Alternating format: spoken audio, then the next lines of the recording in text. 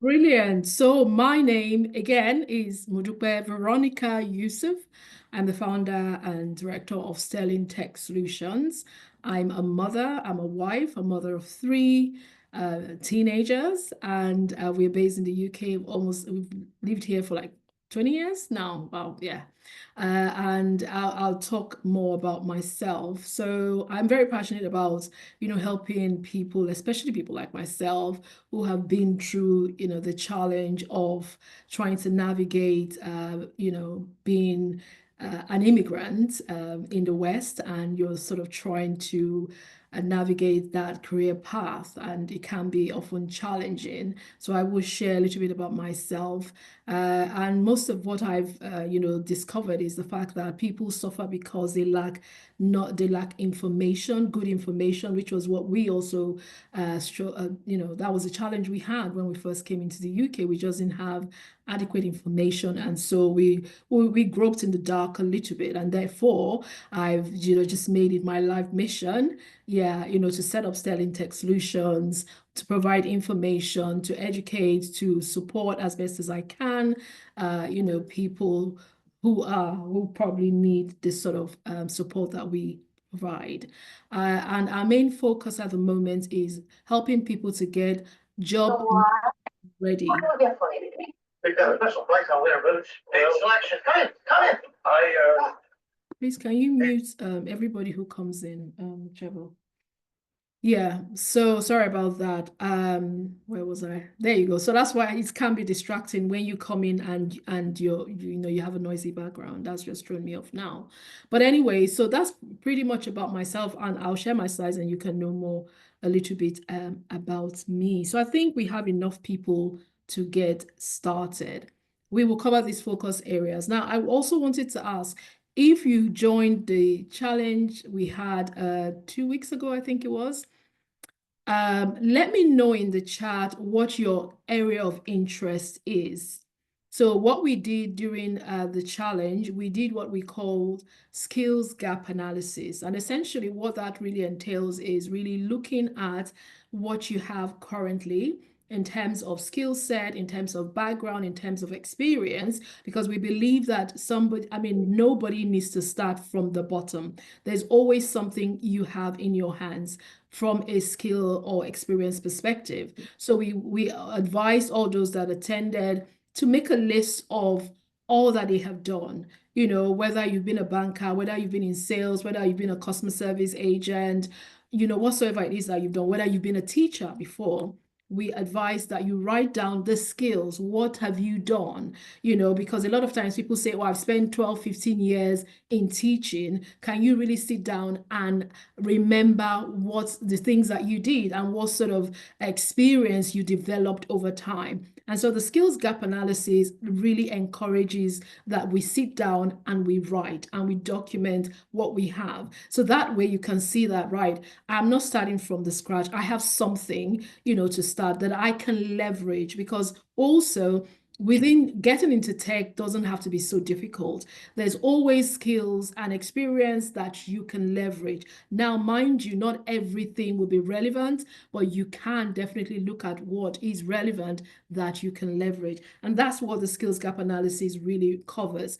And so what we now say again is you need to pick two options of career interest, what maybe, let's say, business analysis, project management, data analysis, cybersecurity, product management, testing, and the list goes on. And we advise that please mute yourself as soon as you join. Maybe we need to put a message just so people can see.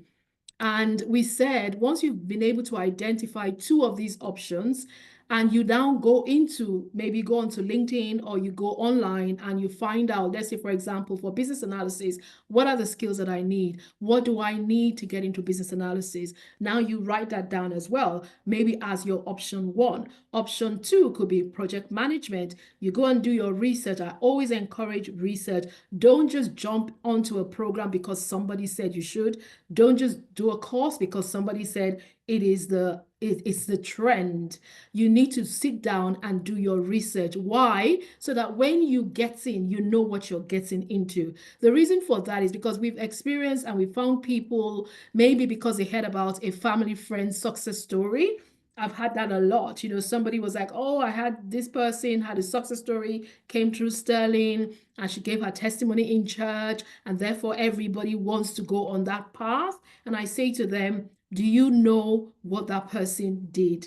You don't just jump in. So you must take stock. You must do your own experience, sorry, your own research, so you know for a fact what you're getting into. So we encourage that you do research so you can find out what is required. And then you now look at what is it that you have, against what is required.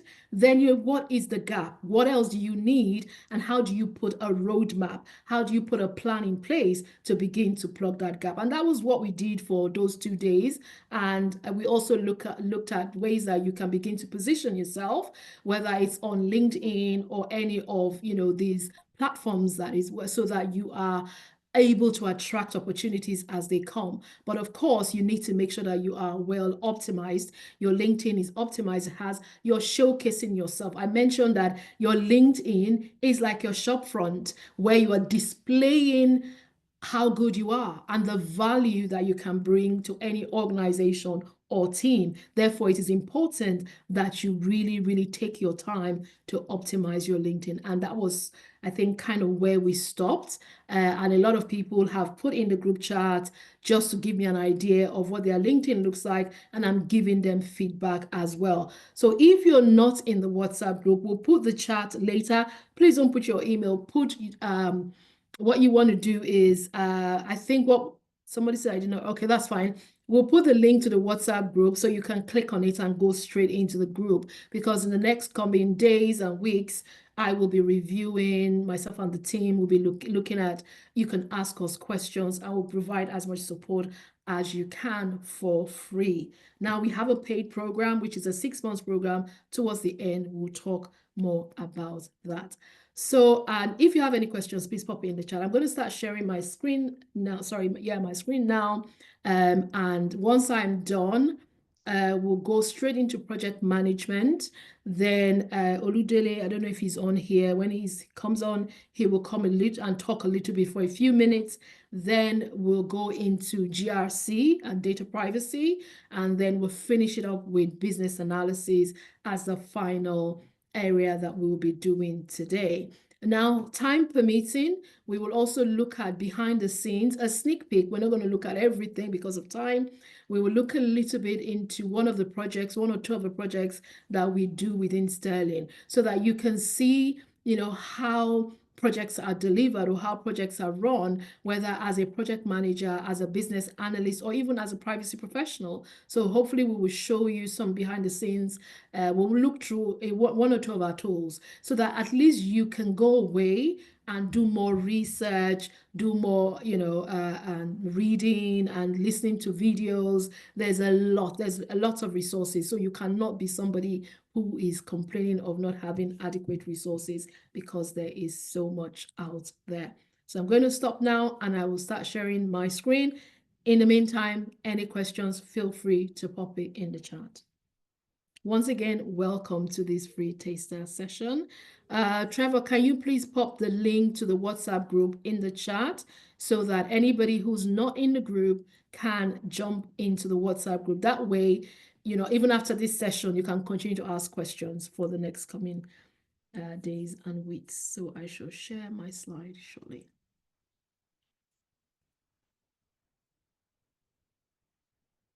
Okay, so what we said earlier, for those that are just joining, let us know where you have joined us from today.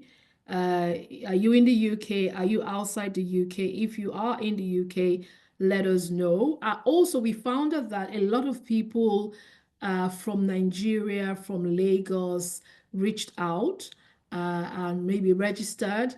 And I also posted I think 2 or so days ago, I did say that we will be planning something maybe by end of Q1 or Q2 for those that are in Nigeria. Now we are a UK-based company, and so our fees and all of that is in pounds, but we want to do something for Nigeria because we have a partner in Nigeria that offers internship and the likes. And we are working on something. So also let us know, are you joining us today from Nigeria? If you are, where in Nigeria are you joining us from? Because this would also give us an idea of, numbers that we're working with. So let us know in the chat where you're joining us from. Are you in the UK? If yes, where in the UK you're joining us from? If you're outside the UK, let us know where you're joining us from. Okay, let me share my slides.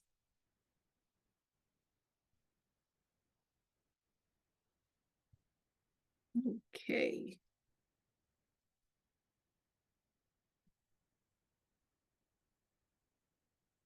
Oxford, Lagos, Nigeria. Thank you for that. So the group, the WhatsApp group link has just been dropped in the chat, so feel free to go ahead. Please, can you confirm that you can see my screen?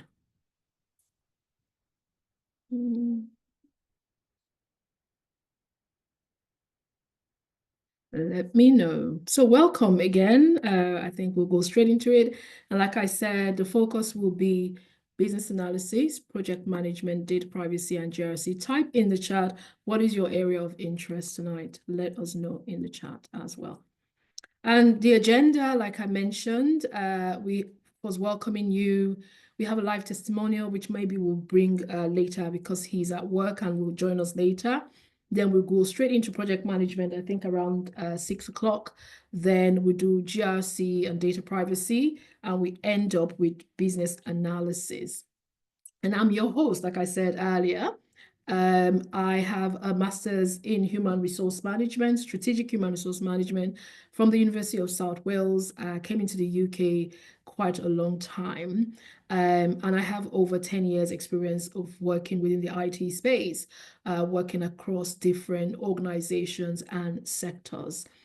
Also qualified with a BCS International Diploma in Business Analysis. That meant I've done all the 5 modules you require for business analysis, including defending business analysis at an oral exam. And so business analysis is something that is very up my street. Although also I recently pivoted, well, not recent, 7, almost 8 years ago into the data privacy space. And I have been in that space for a long time, working across different global teams within different sectors, including travel and hospitality, SaaS, software development company, and a host of other things. And of course, the reason why I do this is because I've been through the challenge that most of you are currently going through or have been through. And what it meant is maybe you have migrated from any part of the world into a new country and you have struggled to integrate in the corporate sector. Maybe because you do not have the what do you call it, the experience required for that particular country, and it might have been very difficult, which was my story. But of course, from attending different networking events, which again is very important that you do.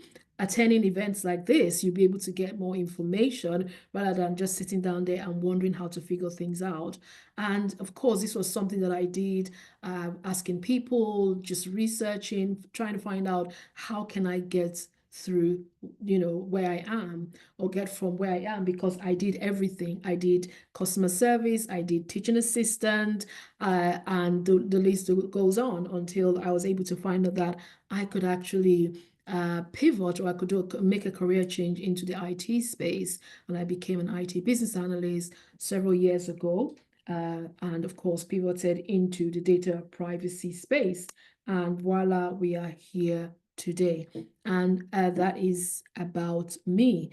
So probably what I'm going to just check in what we have. I don't know if Oludele, hello, joining in from Lagos, Nigeria. Okay, area of interest. Let's also know area of interest so far. BA, PA. What's PA? Privacy, maybe. Is that what you mean? Yeah. Let us know because we need this information. Lagos, Nigeria. There's quite a few of you. Oxford. Bonnie Island, okay, brilliant, that's good. Interest is BA and project management, that is very, very good. And also let me know, have you attended any of our taster sessions at any point before? Let us know in the chat so we know if we're dealing with completely new people. I wonder if Oludele is on the call now to take the stage. If not, that is fine. So what I'm going to do quickly while we wait for the project management section to start, she's coming on now. I want to play something for you. Or just maybe tell you a little bit about Sterling Tech Solutions. Now, we used to be called Sterling Careers, and you'll find that some of our materials still has Sterling Careers. But yes, we're the same people. We're a training and coaching organization, training in the sense that we offer training in these areas which I already mentioned, and we also coach. Career coaching is something that we're also very passionate about, helping you to be strategically positioned so that you can attract opportunities across the globe. And all that we do is fully remote. We used to have in-person what you call we used to call that roadshows, but COVID happened and we went online. Tech is online. Everybody's doing work remotely now, which again gives you that balance and flexibility that you're looking for, especially if you're a mother like myself. It really is a game changer when you're in tech and you have the opportunity to work remotely. We are made up of IT and business domain experts who are experienced across retail, financial services, higher ed, travel, automotive, and pharmaceutical sectors, just to mention a few. We offer voluntary internships. So when you join our paid program, you get hands-on experience working on real life projects. So we're not talking about simulations. We're not talking about case studies, though you go through case studies during the theory classes, but you work on real life projects. And that will, of course, give you that confidence that you need to be job market ready. Our classes, again, like I said, are virtual, usually very, very flexible. Some of you have reached out and you've asked us about flexibility. Now, we've got people who have been maybe nurses, people in care, people who do shift work. We also accommodate them because we are very, very tailored. We like to offer personalized services, if you like. So if you let us know what your situation is, we can see how to position or put you in a group of the same people in this, similar situation. What that means is, if, for example, you have to go to work at night, so we will ask you to work with a team that can collaborate during the day, and then you go for your shift work, but you need to let us know, or vice versa. But really, most people do 9 to 5, 9 to 6, and by 7 o'clock, our teams start collaborating to work on projects, and that's it. Theory classes are usually done on Saturdays between mornings and afternoons, depending on our trainers. A little bit about our team. So there's myself, there's Kaushenia, who's going to come on shortly to talk about project management. Lide Elizabeth George does PMO and project management sometimes but she has been very busy lately. And we also have Pankaj, although Pankaj has not, he's moved on because he has some family he started a family and he's in Australia. So the time zone difference was a challenge. And so he's not taken any classes, recently. And so I've been doing the business analysis training. Helen Williams also does business analysis training, and she's also very experienced in the privacy space as well. And then Esther, who is our amazing head of program office. She works within the FCA at the moment, very experienced when it comes to PMO and project management as a whole. Now, our mission is to bridge the gap between the theory and the ability to do the job. Now, you find a lot of people who talk about being certified. Now, the fact that you have certifications does not mean that you can do the job. If I am sitting on the hiring table and I'm talking to you and I ask you to show me your CV, and on your CV, all you have is several certifications without any evidence of projects or work that you have done. Unfortunately, I wouldn't give you the job because there is no guarantee that you'll be able to hit the ground running. And so that's why we're very passionate about helping you to translate your theoretical knowledge and understanding into real life. For you. Please, can you mute that person? That is very distracting. So sorry. Yeah, so that is sorry, see why people have to stay mute. Yeah, so pretty much that's what we do. It's really about making you ready for the job. That as soon as you're hired today, once I give you the job, you can hit the ground running. It's not a case of I've done certificate, because most of us know that when you're preparing to write exam, you're just reading to pass the exam. Does not mean that you actually know how to put that to practice. And so that is what Sterling really does. Now we motivate you, we encourage you, we challenge you. And again, the coaching element is something that we are very passionate about, because we feel that you've got to be really mindset ready. And you have to be, anything that has to do with change is it can be challenging. And so we will make sure that you are, you make the shift that you need to make with regards to your mindset, because sometimes most times it will be challenging, but we tell you that it is possible. The fact that it is challenging does not make it impossible. Now, this is a clip of some of our live events that we've done in the past. Now, like I said, we used to do this online. That's Kush there. You're going to hear Kush shortly. That's Lydie. That was Tunde. And I think I'm in the corner somewhere. But of course, everything has now gone remote. And I already mentioned this again. I struggle doing very low paid jobs. I pretty much did everything until I was able to make a transition into tech, and that changed everything, I would say. Moving from earning £7.50 an hour to as high as £450 a day, which was a long time ago. So you can imagine times would have changed now. I wanted to play a quick testimonial of somebody, but I think Oludele has just joined. So I'm going to hand over to Oludele to quickly share with us in very, very brief, as brief as possible. Tell us a little bit about your journey for those who haven't heard you, because last time you were on as well. And, how did you get into project management? And for somebody who is looking to get into project management, what would you say are the key steps that they need to take? Over to you, Oludele, and welcome. Yeah, good evening. Thanks so much, Veronica. Good evening, everyone. Good evening. My name is Oludele. I moved from Nigeria migrated from Nigeria about 3 years ago. And after which, prior to that time, while back home in Nigeria, I was into banking. I was in the banking space for over a decade. Then before moving with my family to the UK. So I came across telling careers sometimes in December 2021. Yes. So, and I subscribed to the program, just like you're hearing now. I subscribed to the program on the last day of the year, just before the midnight, because I just told myself that, starting a new year, I need to start something different. Then I was in care. I was doing care, running for shift here and there, ensuring that I have enough, shift that can take care of the bills. You understand? For those that are in care, you understand what I'm talking about. So that was how I subscribed and I started the program. Prior to that time, I wasn't anything near project management.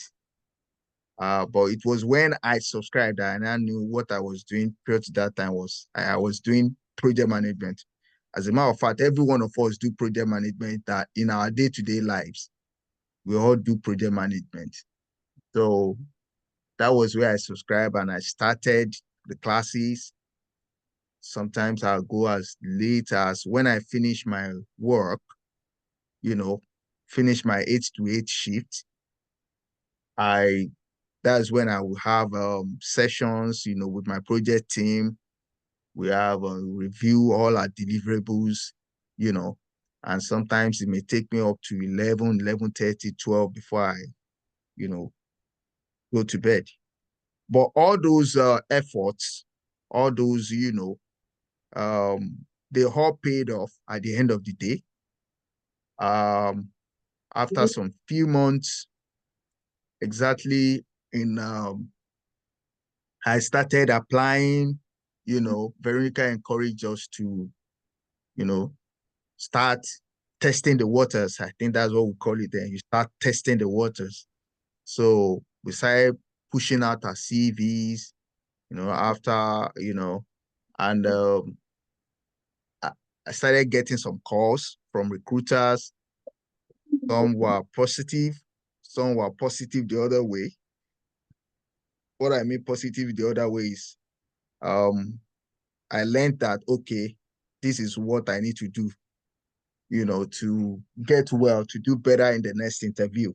So, and lo and behold, when the time came, actually, I landed 2 roles for resumption the same day. So, and I was not in between which one to choose. Of course, I had to choose the one that really, suit my career aspiration. That was where I joined one of the big four, PwC, as a project manager, where I work today. So that has been like, my story has been like 2 years ago. I've been with the firm, I'm still working with the firm. So it's something that I will encourage everyone to, subscribe and learn. Don't just take it as any other, class. Be an active member of the team. Because in being an active member, that is where you really learn. All those period, I was active in my team. And what I just, during those interview periods, all I said were the things that I did together with my team members. And even some of the things I did when I was in the bank that weren't, formal project in quote, I was able to, wrap the project based on the things that I've been taught. I was able to talk about them as projects during my interview sessions. And that was what landed me my role. So if I can do it, you can do it. It's not impossible. You can land your role. You can be the best. Don't look at, the environment, the job space is saturated. People are still landing their roles. People are still getting that comfortable 5 figures job. When I mean comfortable, I mean the upper 50, 60, 70, 80. So it's something that is possible. It's something but you need to go through the training first. Make up your mind to subscribe. And when you subscribe, participate, be active at what you're doing, learn. We had the opportunity of asking questions. There are no wrong questions to ask. Ask questions. Get your hand dirty and do the work. At the end of the day, it pays off. So, and we're going to celebrate your success story as I'm celebrating mine today. Yeah, thank you so much. Thank you so much. Yeah, I'm open to any questions for Oludele before we move over to. So maybe let me quickly throw one in. For somebody who wants to get into project management, what are the top 3 things that they need to do? Well, to get into project management, first of all, Number one thing is you must be ready to learn, because project management is so dynamic. My own experience since I started working actively as a project manager, it's not been the same project I've been doing. Some I've done, I have no idea of what they're talking about, but it put me on my toes to go and learn and quickly catch up and bring my project management skills to bear. So number one thing is you must be able to learn. You must be ready to learn. Then your interpersonal skills too matters when you get to, because that will actually aid your learning. You know, ability to interact well with your team. You have the technical people in your team. You don't understand what they're saying. You know, you need to be able to talk with them, you know, get the knowledge from them, and that will give you edge in every project you do.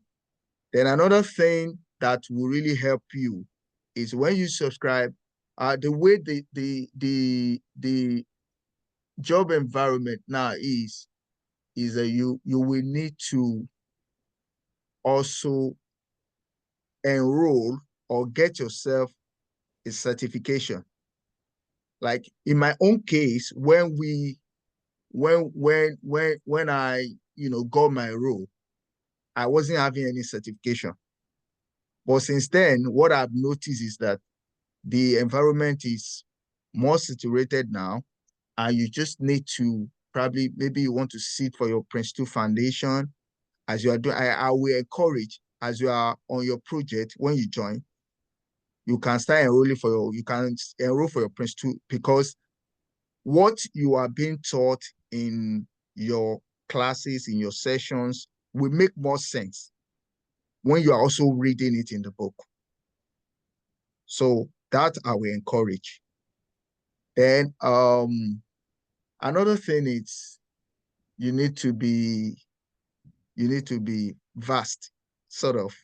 You need to learn very fast and be able to catch up in everything in your project, because a lot is expected from a project manager. They expect you to take the lead on your role as a project manager. You're expected to take the lead, and to be able to provide that leadership, you must be able to have something, that you can pour out to people. You can, the way you can express yourself, the way you can, understand the project management terms. You understand? So those are just a few bits that I can drop in here. Thank you so very much. So please keep your questions in the chat. Because of time, we're going to move quickly now to project management with Kush, who is, I believe, here now, and that is her profile. So she will introduce herself. Hi, Kush, over to you. Thank you, Veronica. Hi, everyone. My name is Kush Kaushalya in full, but it's easier to call me Kush. I have over 7 to 8 years of experience just in project management, and over 20 years of experience in IT. I'm a Prince 2 qualified project manager. It's still going strong with project management. Currently working as a portfolio manager for a manufacturing company, Ball Corporation, which is US based. It's been great. I've been collaborating with Sterling Careers for the past 8 years, actually. It's going good. Wow, I can't believe that. It's been that long. Yeah, it's been long. It's been long. And just want to give you, it was really great to hear Delika Inde, actually. Happy for him. I know like the sessions that we have gone through before, And I hope you guys are able to use this platform, subscribe to us, and then get on board with us and get that benefit like how Tele has got it. So quickly going into introduction of what project management is all about, I would like to take you through that. So project, as you know, is it originates from an idea. When someone from within the business or within a department has an idea to improve something or introduce something to the team, that's when that's how the projects originate. It's a temporary endeavor that is undertaken to create unique product or service or an outcome for the department in order to make the existing process or system work better. Okay, so that's how projects are initiated. That's how projects come into life. The way we manage these changes, the temporary endeavors, the way we organize them, monitor them, control and implement them, that the whole process encompasses the project management. So we have so many methodologies related to project management. You might have often heard the terms like waterfall, agile, hybrid model, Prince 2, PMP, all these different terms and methodologies that are being used to manage the different projects across different industries within our market, right? So not just IT, we have automobile, we have manufacturing, we have finance, banking, so many different industries. And one thing which is common across all these different domains and industries is projects and management of projects. And that's why this is such a vast field, and there is so much demand for project management because every company has small projects, every industry, even hotel management, events management, everyone has projects, construction. So every industry has projects. You might have heard of the Crossrail, which was a massive project in UK. You might have heard about GDPR, which was another major legal compliance regulatory project that happened across industries, across the whole of the country. So just going a bit more in detail about how does this project management happen? What is the life cycle? What does it have? What are the different stages within this? Sorry, did someone say something? People are joining and not muting themselves. I don't know if there's a way we can mute people once they join. Sorry about that. No, that's okay. Yeah. So the first phase within this project management is understanding the value and feasibility of this project. When I say value, like what value it's going to bring in, what is the benefit out of this project? Like, is there a return on investment? Is there any process improvement? Is this gonna increase the product value of the company? So all those kind of different things is the first phase. And then comes the actual planning phase. Once we have understood the feasibility of the project and the value that it brings in, we then go into initiation and planning of that project in terms of what is the actual scope, what are the resources that are required, what is the budget that we need, how much money we need in order to complete this project, how long it's going to take. Then comes, once we have planned all this, got the approval from our management, sponsor, then we go through the implementation of this project. Once it's implemented, then we make sure as part of the implementation, we understand how we are going to maintain this going forward, who are the people who are going to be responsible for maintaining all the outputs and outcomes of that project. And then we do the service transition or handover to those people. And once we have done all these things, then we go into closure of the project where we say, so we analyze the actual return on investment. Okay, this is how much it cost us.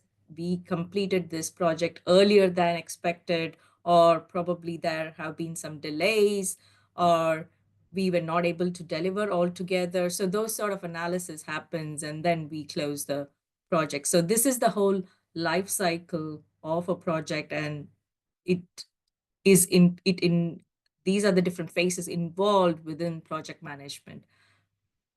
Any questions so far? Does this make sense?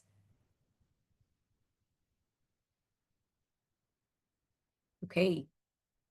Moving on. So we did touch base on the life cycle of the project, but we do have, so as I mentioned, there are some tangible and intangible outputs, outcomes, deliverables of the project, right? So some of the deliverables or documentations, so these are all dependent on what kind of projects we are working on. So some might have just, if it is a process related project, then we might have something called a standard operating procedure or a number of procedures that need to be created as part of the project.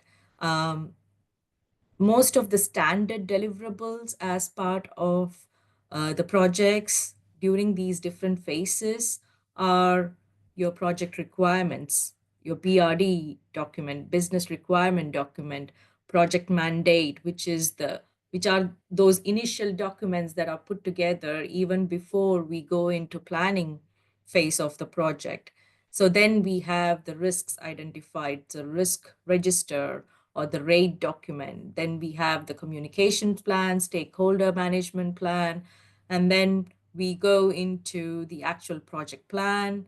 Then we have the quality report. So some industries need like proper quality standards, and they want testing of the product to be done based on those quality standards. So we need a quality report for those kind of projects.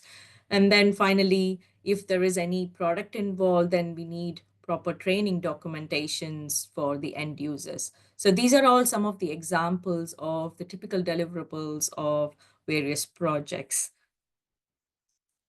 Does that make sense? Any questions so far? This is just a taster of what the whole project and project management involves. So when you come on board with us, we will take you through an elaborate training which lasts for 4 to 5 weeks, wherein we will go through project from the ideation through to the closure of the project phase. And we will see go in detail about the RACI matrix, who is responsible for what, how is a project manager able to manage these projects, what is the role of a project manager, what does his daily life involve, his or hers daily life involve, and what are the different stages and what are the different methodologies within project management. So we will take you through all this in detail. So it's like a 5-week session, the training sessions that we will take you through, and then we will we will assign you to real projects that is there as part of our company, wherein you can work with us as project managers to get hands-on experience on how to manage these projects. So, Coach, there are some questions. There's 1 or 2 questions, if we may take that. okay, that's good. So someone said, if you already have a PMI, PMP, do you also need a Prince 2 certification, or is one or the other sufficient? So Prince 2 is mainly for recognized across the UK, but if you have a PMI or PMP, that is widely accepted as well these days. So either one is sufficient, but if you are predominantly working for a regulatory project within UK, I would recommend doing Prince 2 as well. Yeah, I agree. That's true. Because I guess if maybe, for example, you know that you are, resident in the UK and you're targeting UK organizations, at least I would say Prince 2 is very popular. Yeah. If you have an intention of maybe going for global organizations, as it were, or even leaving the UK and going to Canada, US, and all these other places, probably your PMP should suffice. But that's not even to say that UK based or UK organizations will not recognize PMP. I think they still do. It's just Prince 2 is more I think it's more common. Yeah, Yes. that's right. Yeah. And these days, everyone, like even the UK organizations, have started recognizing the PMI, PMP. So it shouldn't be a problem unless and until they are going into proper regulatory projects within the organization, like if they are part of the MOJ or post office, like something related to government, then I would definitely recommend Prince 2. That's true. Yeah. Okay. Also, does the course help with how to navigate the job search process? Yes, we do that as part of the program that we offer, but we'll talk about that towards the end. Yeah, so Kush, I think that's all you wanted to cover. If there are no more questions. Now, regarding what Kush has mentioned, is there anything that maybe somebody would like us to throw more light on, maybe for a minute or two before we move on to the next session or section? You can ask. Those of you who are interested in project management, do you have any specific questions that is not related to certifications that you want to ask? Please feel free to ask.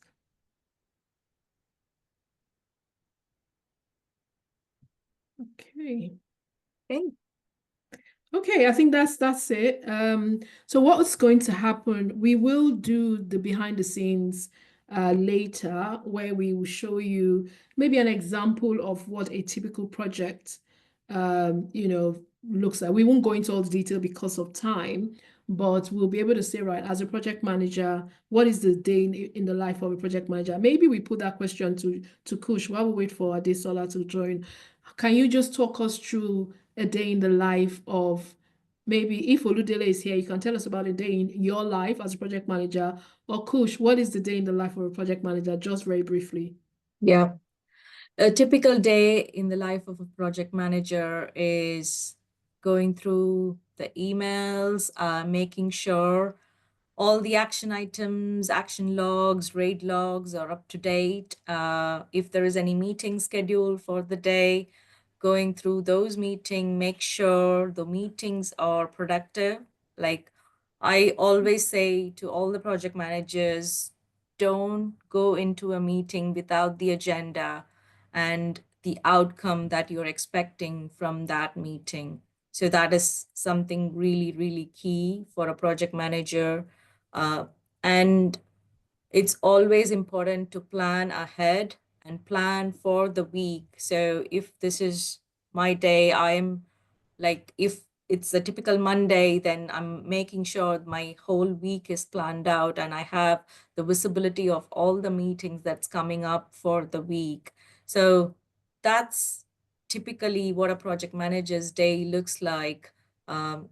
Also, if there is any budgetary documents that you are maintaining, and if it is due for review for the month, for the week, then that also needs to happen that day. Otherwise, your emails, your document repositories, the project plans that you are tracking for the update of the project, progress of the project, make sure that you review that on a daily basis for even smaller changes. So that's very, very important and key. Thank you. Thank you. Okay, if there are no more questions, we will thank you very much, Kush. Oludele, do you want to just quickly tell us what is a day in your life? Because it could vary, isn't it? So do you want to quickly tell us in a minute what's the day in your life as a project manager within PwC? Yeah, thank you so much, Veronica. Yeah. Well, just like Coach said, having a visibility of meetings, schedule for the day is one thing that I do every morning before I even, once my laptop is open, I ensure that I, you know, check all my meetings for the day and ensure that I plan appropriately, for each of the meeting, looking at what outcome I'm expecting from each of the meetings. Then also I keep track with my stakeholders on daily basis, ensuring that actually with us we have partners and directors, so you need to keep track with their mails, looking out for their mails, ensuring that if there's anything urgent that is needed on the project, or if there's anything that the team has raised within the project, you're able to quickly attend to that and ensure that any blocker to any of the deliverables is gotten rid of, and ensure that there's a smooth running of the project. So that I do every day. Then keep track of my rate log, my actions and decision logs. So every day I ensure that those ones are updated, and I follow up on daily basis for those action owners or rate owners to ensure that the corresponding response I get from them. So basically those are the major highlights that I do on daily basis. Then if for projects that I'm in charge of, the commercial bit, which is probably tracking the funds, I check that too on daily basis, ensuring that my project is still within budget. And if there's going to be any overrun and there's need to have a change request put in place, I ensure that ahead of time, I bring that to the, discuss with the relevant stakeholders and ensure that we, get that on track. So those are what I do every day. Thank you. Very good. We have a hand raised. Victoria. Yes. Victoria Sil. Victoria. Go ahead. Okay. Hello everyone. My name is Victoria. So I want to ask a question about project management.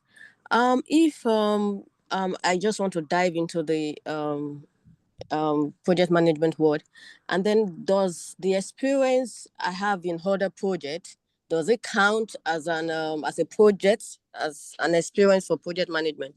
For instance, like I'm an interior designer, decorator rather. So if I have handled buildings, house project before, and I want to dive into project management, does the interior experience I have, does it count as an experience for project management? Thank you. Definitely. Can I? Okay. Yeah, go ahead. Go ahead. Okay. Thanks so much, Kush. If you notice when I spoke earlier, I said that we all do project every day. It's a temporary endeavor that we all do every day. And your experience as interior decor counts for your project management. Because as interior decor, if you have a client and you are on a client job, what you are doing at that point in time is a project. It has a time limit you must finish, you must deliver to the client. It has a budget. It has some things that probably might be a blocker to you that, if I don't get this material in place on time, I may not even get it. And that's what the client has required for you have all these things in place. These are all project management, experiences. It's just for you to be able to put the bits and pieces together to be able to articulate them or talk about them, the way you have done it. Can be a project manager. Now we're talking about maybe software development and all.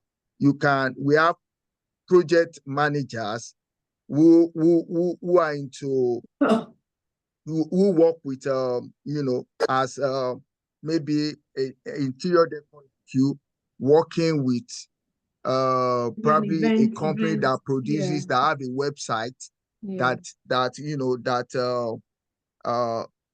produces interior, content, interior decor content. You might work with that kind of a company. You are useful everywhere. You understand, as a project manager, you are versatile. You can diversify into any field. Yeah. Yeah. Once you have the basic skills, which will be passed across to you when you come on board with Sterling, you can work everywhere as a project manager. Thank you. So Kush, quickly before we move to GRC, and I would like to say something as well to Victoria. So hi, Kush, please carry on. Now, I just wanted to say, like, project management skill sets are really broader skill sets, like organizing skills, scheduling skills, making sure leadership skills, communication skills. So these are like some of the soft skills that we need as a project manager, right? So this is really applicable. Your skill sets as a project manager is applicable across industries. That's why I mentioned when I started that projects are there in different industries: automobile, automotive, finance, banking, hotel management, events, construction. So this is transferable skills across industries. So definitely any experience that you have had in any different industry before is definitely applicable and useful and transferable. Yeah, I think it's the way you position this experience. Yeah. It's very important. But then again, you still need to, even though these experiences are important and they are transferable, they are relatable, but you still need to have understanding of the industry, Industry, definitely. terminologies and techniques and all of that, while How you can take bring advantage. in your skills, actually.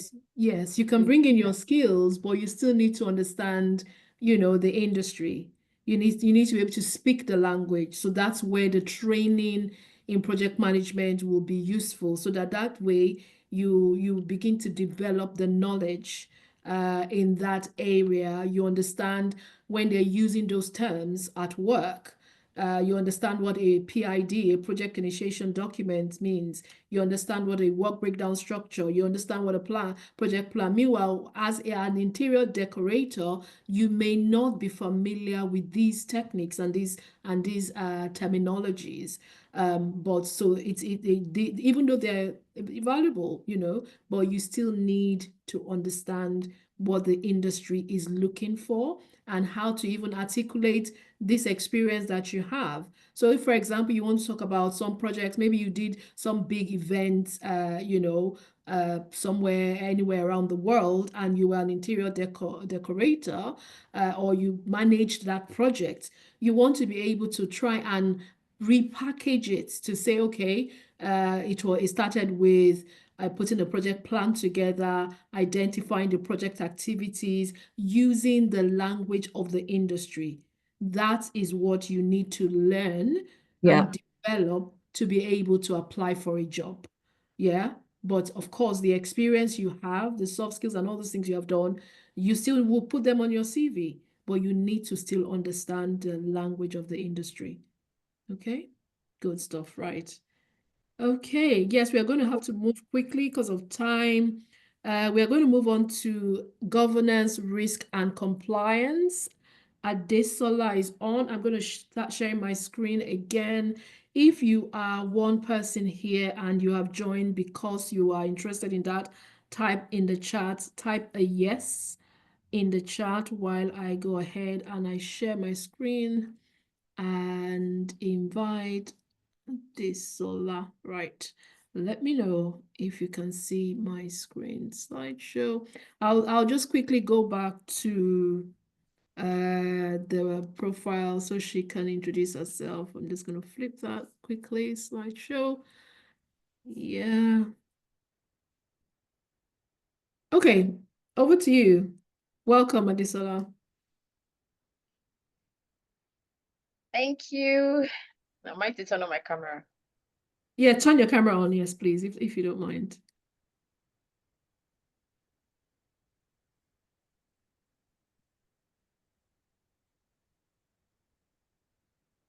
Yeah. Hi guys. So I'm going to introduce myself. My name is Adesola Oguntimeni, and yeah, I'm a GRC professional. So I'm not going to be reading all I have here because that's just it about me. So yeah, I'm a GRC professional, and it's been over 4 years, yeah, because I've had previous experience from the bank. So right here today, I'm going to be telling you how easy it is to transition into the cybersecurity field because GRC is like an aspect of cybersecurity. So there is no cybersecurity, there is no GRC without cybersecurity, and there is no GRC without the other aspects of careers that we have under cybersecurity. So for me, I had an excellent transition into this field because of my past experience at the bank. I had to deal with customers. I dealt with understanding compliance, understanding anti-money laundering and everything. So it became very easy to like soft launch into GRC. So for those thinking they want to transition or looking for a soft landing into cybersecurity, GRC is that place for you to be. I think I'll just say that because yeah, I feel like that's the easiest path you can select, especially for those who don't like the technical aspect. This is what we do in governance, risk, and compliance. I'm just going to be shedding a little light on it so you can have like, an understanding of what we do in our day-to-day lives. Okay, I'm just going to flip the slides now because I wanted us to go back. Sorry about that. Oh, sorry. Hello, and Sorry about that.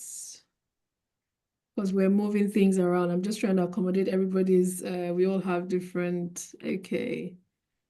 Give me, I'm just trying to we'll come back to all of this. Don't worry, we haven't missed anything. It's just Adesola needs to go soon, so we had to bring her in. Okay, right, over to you. Go ahead. Okay, so like I said, GRC stands for governance, risk, and compliance. So I'm going to be talking about what GRC is, the career path, and how easy is it to transition, and then the certification as well. So these are the four things that actually makes you a GRC professional. I think from here you would pick up some things that you feel like, okay, do I really want to do this or not?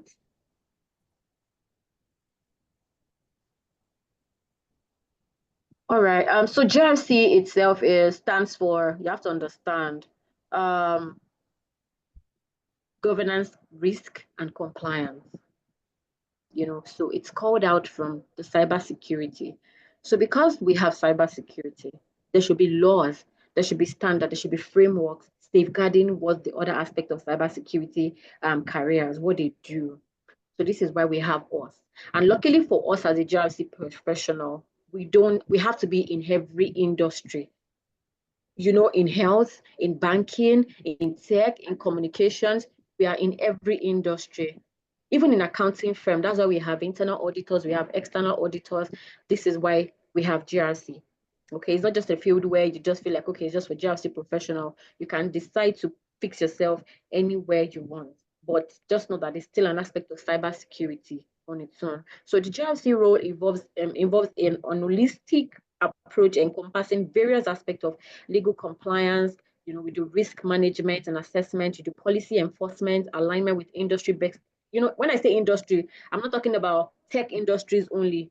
I'm talking about the industry that I spoke about earlier, which are maybe the banking industry, the telecommunication, health industry, all those ones. We have all of us together that needs a cybersecurity professional and that also needs a GRC professional in their companies. So you might have heard a lot of things about, or maybe have an idea of what GRC is. Like I said, we have the internal auditors. You see them sometimes. Maybe you have compliance officers in your company. You wonder, what do they do? What are they complying with? You have compliance officer. You have risk managers. We have firms out there that outsource staff. Sometimes we don't know them because our companies, they deal with a lot of outsourcing. So if there is any risk in your company now, you will probably not know about it as a regular staff because they would have just brought in internal auditors or external auditors to come and assess the risk and then do these things. So because most companies don't want to hire like directly, so they bring in third parties to just come and do the it for them and then save them the salary payment, while they can just outsource and just pay one time and somebody does it and they're gone. So GRC is just that aspect of our daily lives that we tend to see every time. You're transacting in naira, in pounds, in dollars, anything. There are compliance laws backing that transaction up.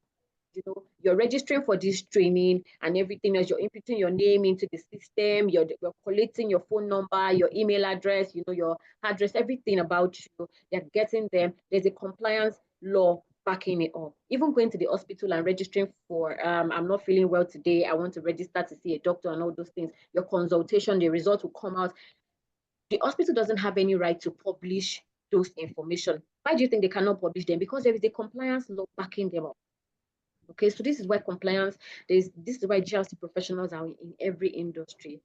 There is someone somewhere, there is a law somewhere backing how these things are done. Why don't you think the bank can just publish your transaction and say, oh, Toyosi has just 500 naira in her account as her account balance as a 2024 ending, 31st of December, she has just, you know, everybody will see it online. They'll be looking at you like, oh, look at this girl, 500 naira account balance, and she's on Twitter and she's shouting and all those. They don't have the right because there is a law backing up that privacy. And that's why we have data privacy as well. Somebody has to ensure that your data are safe wherever you're keeping them. Okay, so however, there are a lot of ambiguity surrounding the actual day-to-day responsibility of a GRC professional roles. We have different things, and it is decided by the company on what they want you to do. Because sometimes you go to some companies, you will see a compliance officer doing the work of a risk manager, doing the work of an overall GRC analyst, doing the work of a normal GRC professional itself. Because they believe that it is important for you to know the other aspect of it. Meanwhile, you have decided to focus yourself more on a particular aspect. And the particular aspect now are you have the governance side, you have the risk side, we have the compliance side. So if you decide to like, okay, what I want to do for myself now, right now I'm a compliance manager, I can decide to do a little bit of risk because I have a knowledge of it. But there's some people who are fixated on that particular aspect of this is what I want to be. So imagine you now going into another company and they say, okay, you have to perform the work of a risk manager. You would understand because this training now we're going to cover, you know, some aspect of risk and some aspect of compliance as well. So you understand, you have a knowledge. It is very bad for you to have zero knowledge about every other aspect, all right? Or have a zero knowledge about what cybersecurity is itself. You will probably not be able to function properly. So you will have an idea, but you'll probably not be able to carry out the duties related to assessing a risk 100%. Because assessing a risk also deals with maybe you're doing like an incident response planning and all those things, understanding what the company is all about, assessing the environment, assessing what they have on ground. So those things, they work hand in hand. So you need to really understand it very well before you can say that, yes, I want to pick a niche in this aspect of GRC. So that's just what GRC is. The website, Wix website that has. Okay. So Please, can you mute yourself? Can you mute yourself, please? Not sure who that is. All right, so we have different career paths in GRC. We have, this is even just some few ones that I can like get out.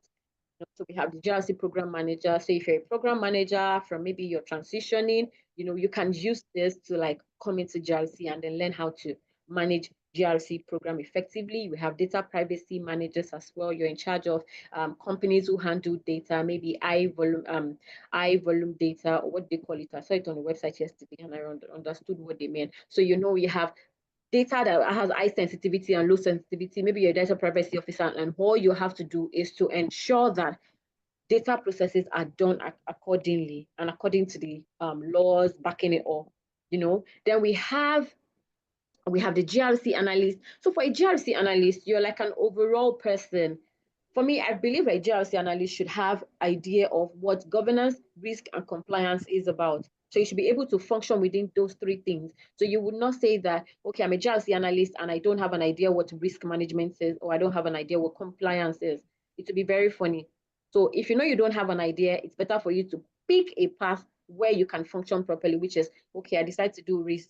Then focus on your risk. So every vacancy you want to apply for should be on risk. But if you want to be a GRC analyst, I'm telling you that you have to have an idea of whatever they have on GRC. Maybe not like 100% on every other aspect, but at least have like 99% at least maximum on every other aspect so you can function properly. We have GRC consultants. Companies can reach out to you to say, I want you to carry out a consultancy on my company, and then see if you can help us see some risk or some things that we need to do. We have IT auditors in firms. They come in a lot. Like you will see that some companies, maybe last December, you will see them bringing new staff, and then they stay in the companies for like maybe weeks or months to assess and then to audit transactions, audit systems. They have IT auditing is another aspect of GRC alone itself that looks like a big time course, and these are careers that pay very well. You can go online and research on GRC roles, and you will see how much they are being paid.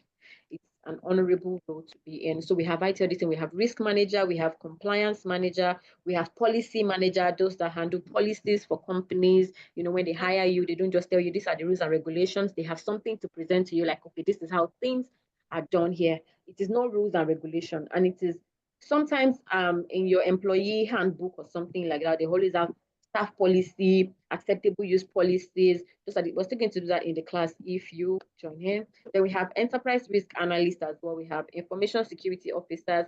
We have GRC project manager. We have GRC business analyst, information security analyst. So these are some of the career paths that you can find under GRC. We still have some more. Sometimes people just carve out names for these roles. So I would say that before you apply, you have to read through the job description to see what they're actually talking about. So sometimes don't let the names scare you, like, okay, they said compliance manager, they said enterprise risk analyst, and then you're looking at it like, okay, I didn't do anything similar to enterprise. So what do they mean? I can do risk, but I don't know enterprise. You have to read through the JD and see, okay, this is what they are talking about. Okay, so you look at it and then see that you can actually function very well here, and then you apply for the role. But those are the things that we're going to be handling in the class as well. All right, Mom, you can change the screen.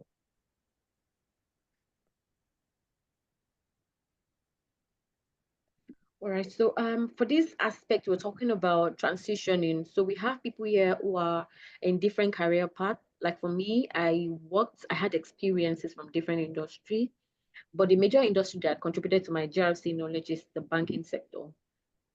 I had experiences from there.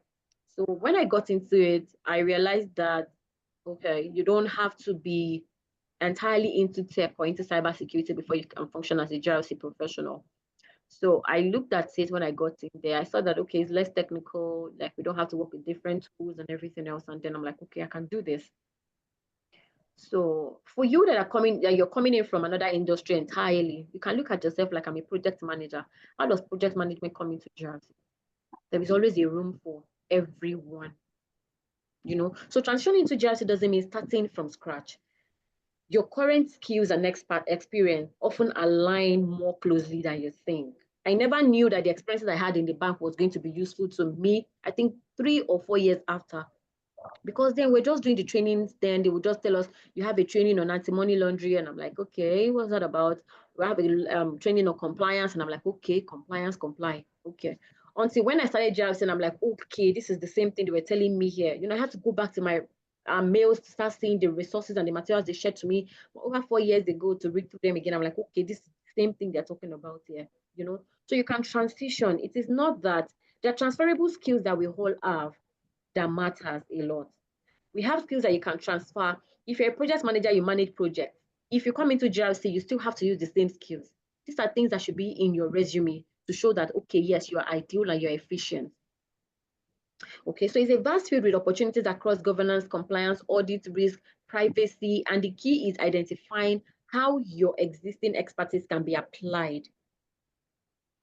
Okay, so I set some example here, which is like a teacher or a lecturer now. You already have teaching abilities, teaching skills. If you want to come into GRC, what do you think you would do? You can go into training and awareness specialist. So that means that if you're going into this aspect of GRC, you have to be very vast in security. Okay, some companies can reach out to you to tell you, now that we're in January, some companies reach out to you and say, hi, please, can you come teach our staff on security awareness? And when you're talking about security awareness, you're teaching them how to protect themselves against data breaches. You're teaching how to protect themselves against maybe don't allow anybody have access to your password. How do you change your password? All those things that would keep them safe in the work environment. I'm talking about security safe, not like environmental safety. We're talking about security safety. Okay, so as a lecturer now, you can bring those skills into that and become a training and awareness specialist. If you're a customer service person, you already know how to speak with customers, liaise with customers, show empathy, and all those things. What do you think you can do in GRC? As a customer service specialist, I think you're even fit for every aspect of it, because you have to understand vendor risk analysis. You know, you have a client that brings in things to your company, you guys work with them. You have to analyze the risk that comes with that person, because sometimes some data breaches and some risks come from your third party, your suppliers, that you probably don't know. And you'll be wondering, how did this thing Most happen? How did times, actually.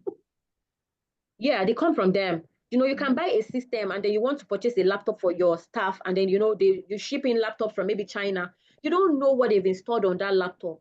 And then you just realize that yes, the laptop is working fine and everything, and then suddenly you see that you're losing data. You know, maybe they already cloned some aspect of it, or they already installed some backdoors on it, and then they know what you're doing in your company, how much you guys have. Then they hack into your system one day and then they take all your money, and you'll be wondering, how did it happen? You know, so this is how you analyze your vendor, to see, are you at risk by patronizing this person? Is this person safer? You know, so this is what you can do as a customer service person. As an IT support, you already have an understanding of IT. Server. You already have an understanding of what the information technology environment is. You know, so you already have an idea of what it is, and then you can bring in that your technical skills now into GRC. Because one thing about GRC is that you have to understand cybersecurity, at least the fundamentals of cybersecurity in a way, so that you can implement some things into your daily duties. All right. So as an IT support, you're already used to these things. You understand the computer hardware and softwares. You're already familiar with the environment of IT. So coming in there now, you can go into GRC analyst. Analysts do a little bit of more technical stuff. Yeah. So if you're a dentist or you're in the health sector before and you want to transition, or you're in a law background and you want to, you know, lawyers have upper hands because they're already dealing with data, they're already dealing with privacy, they're already dealing with clients, they're already dealing with crimes, laws, obligations, standards, framework. So it's easy for lawyers to even transition, you know, into GRC. It becomes very easy for them. But now you're coming from health, you're already into the HIPAA environment now. So you can work as a risk manager, you can work as an health compliance officer or manager, whereby you go into different companies, maybe different hospitals, to check their compliance. Are they compliant with maybe the HIPAA laws, or the compliance, whatever else compliance works in the country that you're resident? You know, you can do that. And this is where people don't know that they can start a firm by themselves and carry out third-party services from these things that you see right now.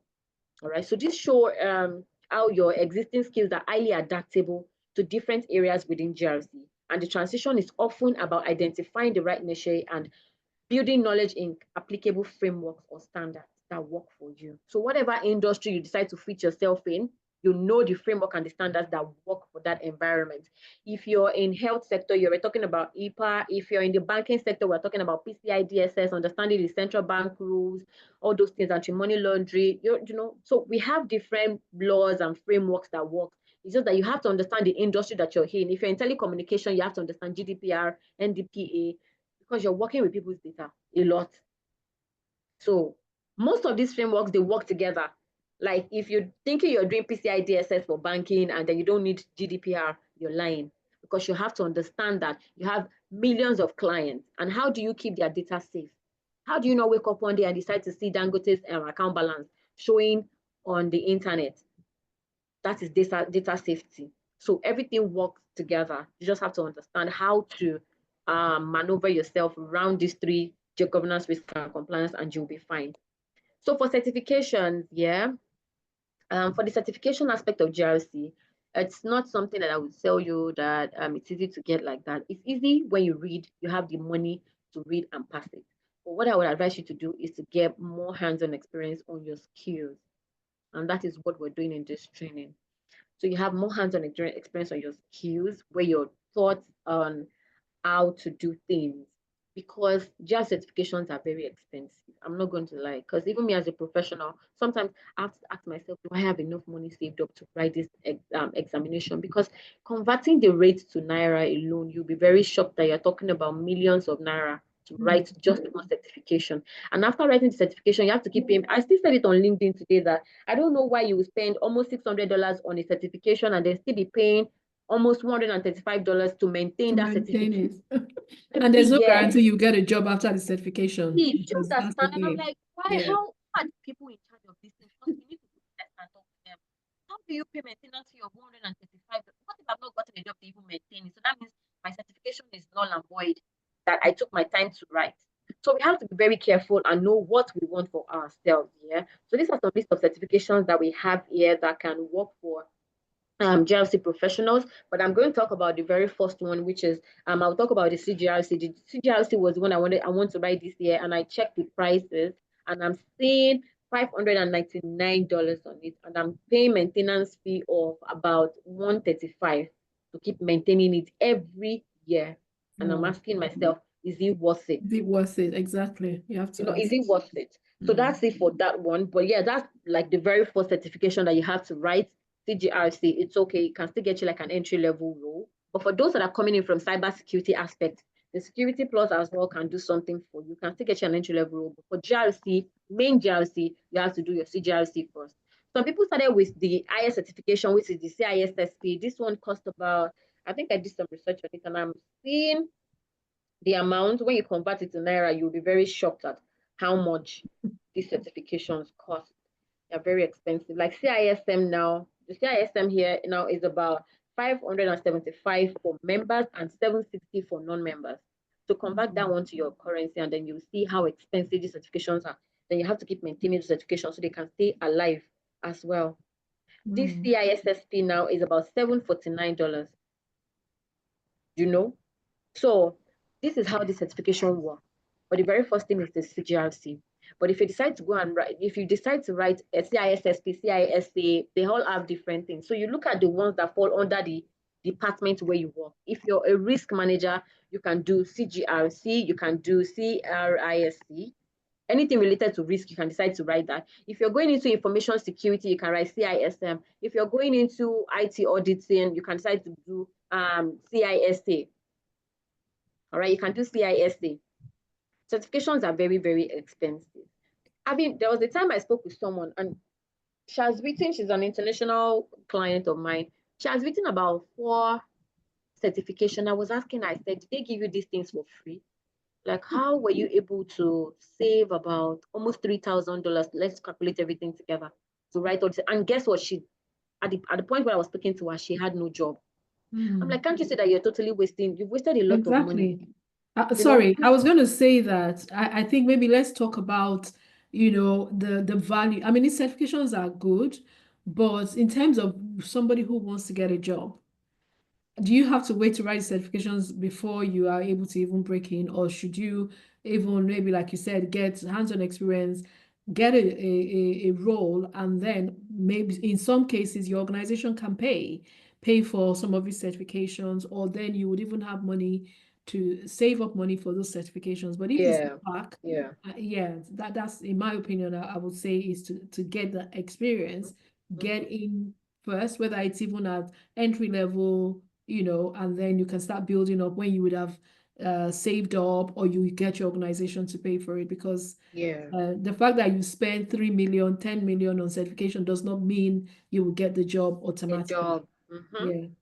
And that's the truth about these things. If you people are coming from the background that I came from, you have to save money.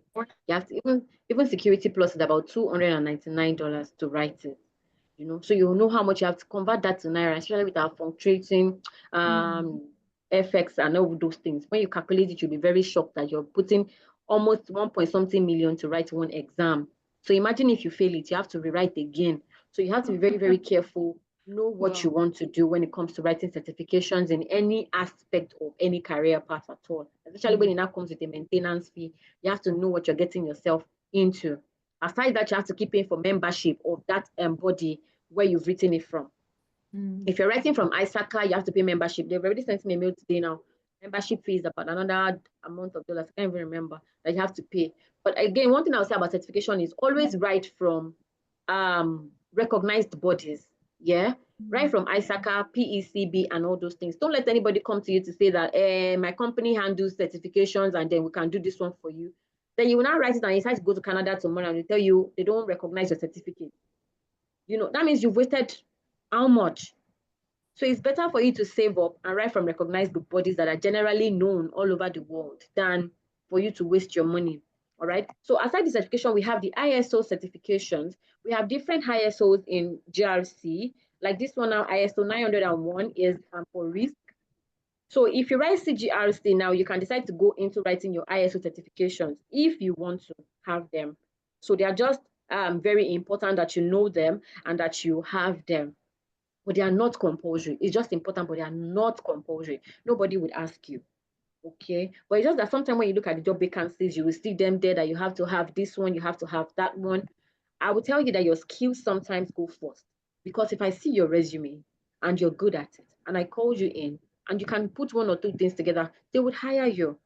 All right. But just try and put in effort to learn the right way, learn from the right place so that you will not get out there and then you're saying that, oh, there's more to GRC than just scratching the surface. There's more to it. There's a lot more to it than just scratching the surface.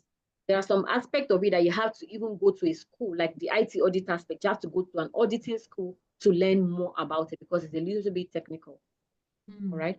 For this training, we're going to be having like a look into the three aspects of it all and then putting everything together so that you can learn something even before you go into becoming a data privacy person.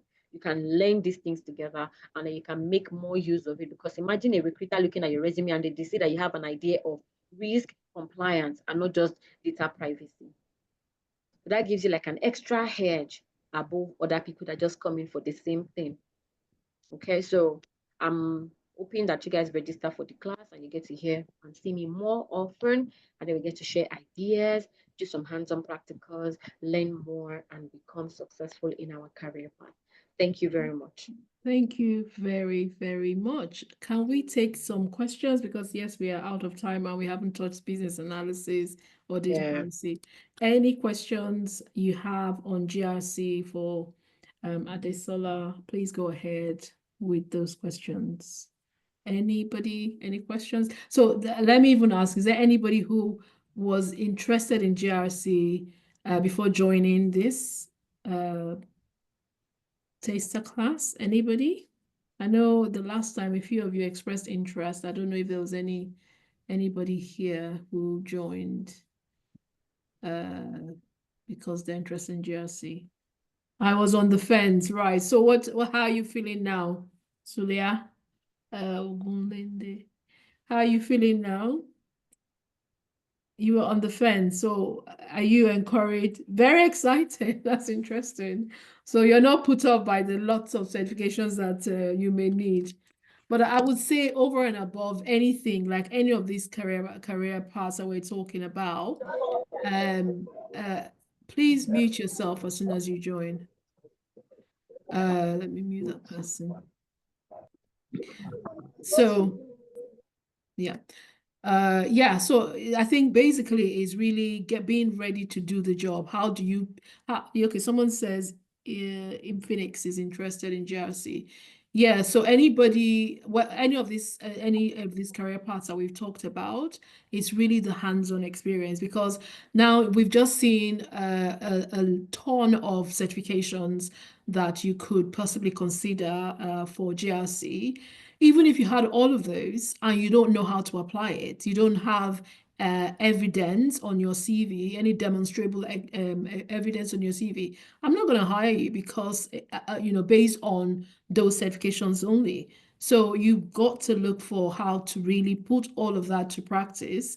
And that needs to be evidenced on your CV in order for you to be shortlisted at all for any interviews. So it's about gaining hands-on experience. Whilst those certifications are important, but you need to look for how, and there are several ways you can do that. Get the training, you can even do volunteering, or maybe if you have some of these certifications, you can look at small organizations, charities and co that you have access to and approach them to say, can I volunteer? So that I can put to practice some of these things that I've developed or that I have learned.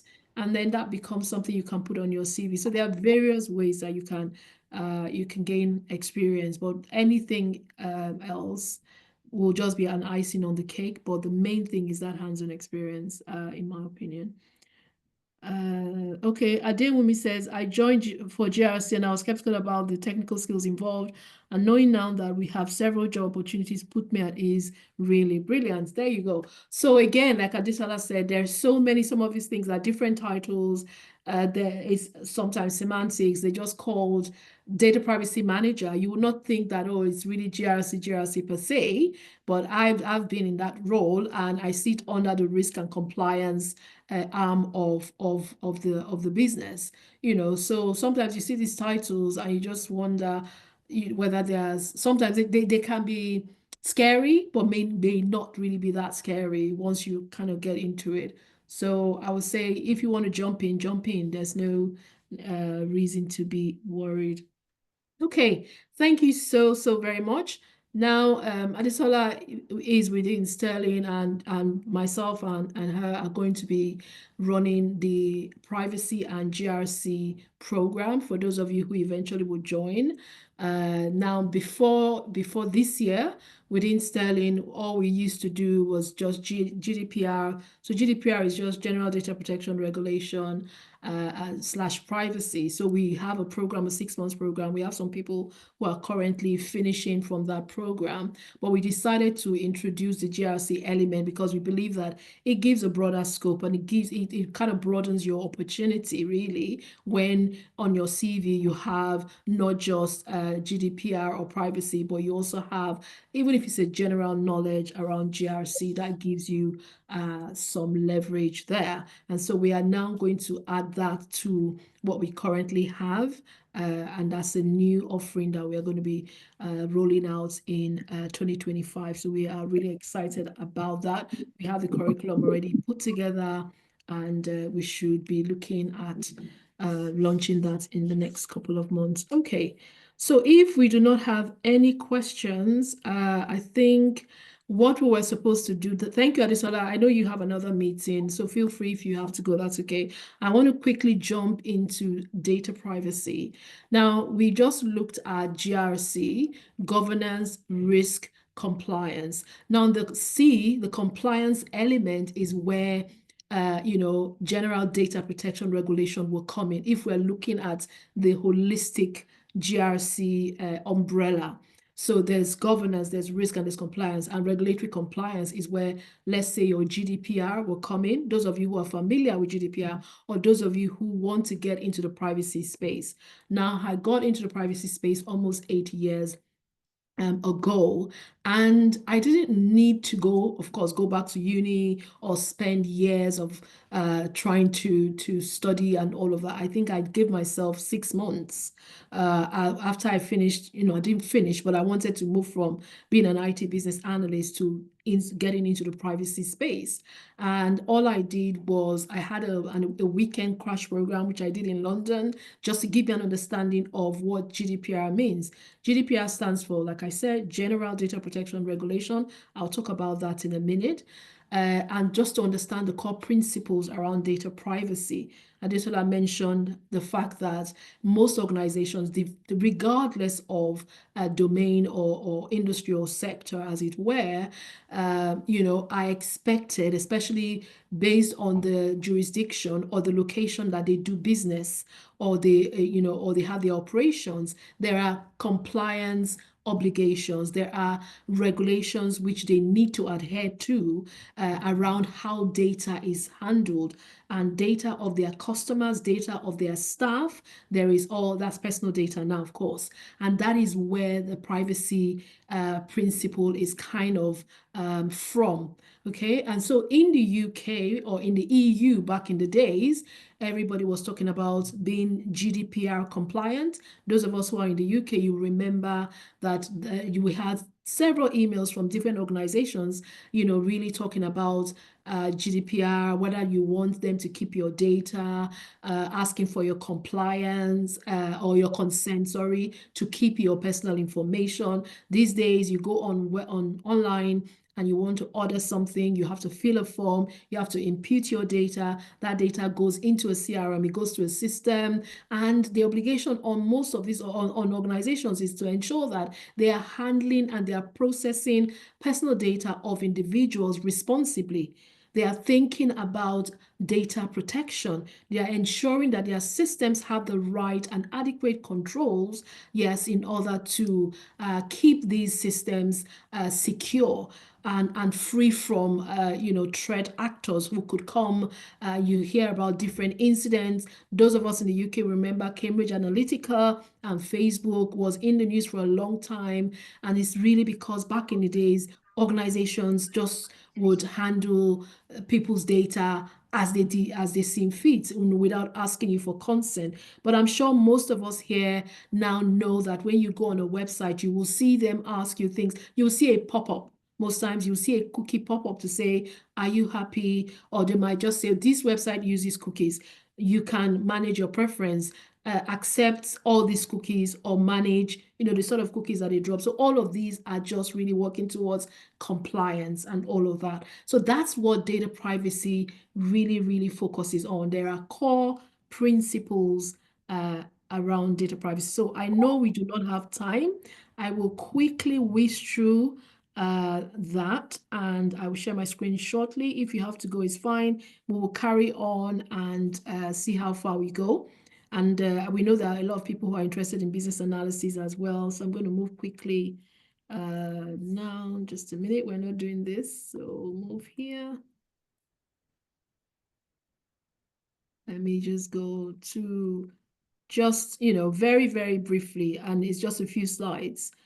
So data protection, okay, let me quickly talk about it because I know a few of you had said that you are interested in privacy. What is it really about? Where does it start? Or what does it entail? What are the principles really that you need to be aware of if you're considering getting into privacy?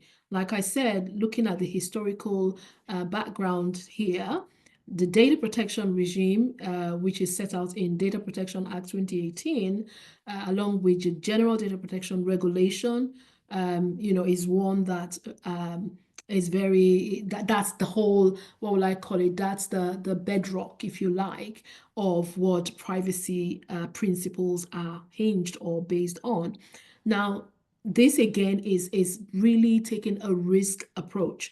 If you remember, still talking about GRC, the risk element, again, is something that within privacy, as a privacy professional, when you are going in and supporting organizations, what we normally would say is we take a risk-based approach. What does that mean? We are now really looking at the high-risk areas within the business that the business needs to be thinking about when it comes to compliance. Now, organizations there are regulatory compliance obligation and requirements which they need to adhere to. So as a privacy professional, because you can't do everything. Can I tell you that most times, most organizations have started this whole compliance work. I remember when I started, I went in as a consultant and I spent 5 years in my very first organization, and we were just scratching the surface because there's a lot of controls which you need to put in place. There are a lot of principles which you need to factor in when you are trying to be compliant. So as a privacy professional, you're not expected to know everything, but the core principles of the General Data Protection Regulation, that is the first place to start. If you have a high level understanding of these core principles, you're well on your way. Okay, so it's about ensuring people can trust organizations and businesses to use their data fairly and responsibly. That is what data protection is about. According to the GDPR, personal data includes information relating to natural persons, so only living people, not dead people. So if, for example, you say, oh, my great-grandfather who's late now, I don't know if you got consent to process his data, and so I want to take you to court, it will not hold. So because this only applies to living individuals, so natural persons, as it were, and it is also personal information. We're not talking about proprietary or other corporate information, as it were, but really personal information that really is the focus here. So like I said, for data privacy, you need to just have a clear understanding of the GDPR principles. Now, there are over 99 articles under the GDPR. To get a job, you don't need to cram. You don't need to know all the articles. I remember when I first started, I was like, goodness, I'm not a lawyer. Am I going to sit down and cram all of these articles?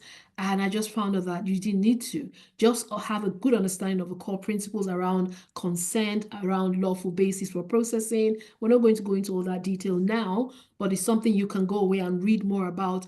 What are the GDPR principles? If you want to Google search, you can do that and read more about it. So it gives you an idea of what privacy is about. So a clear understanding of these principles, are just a good place to start.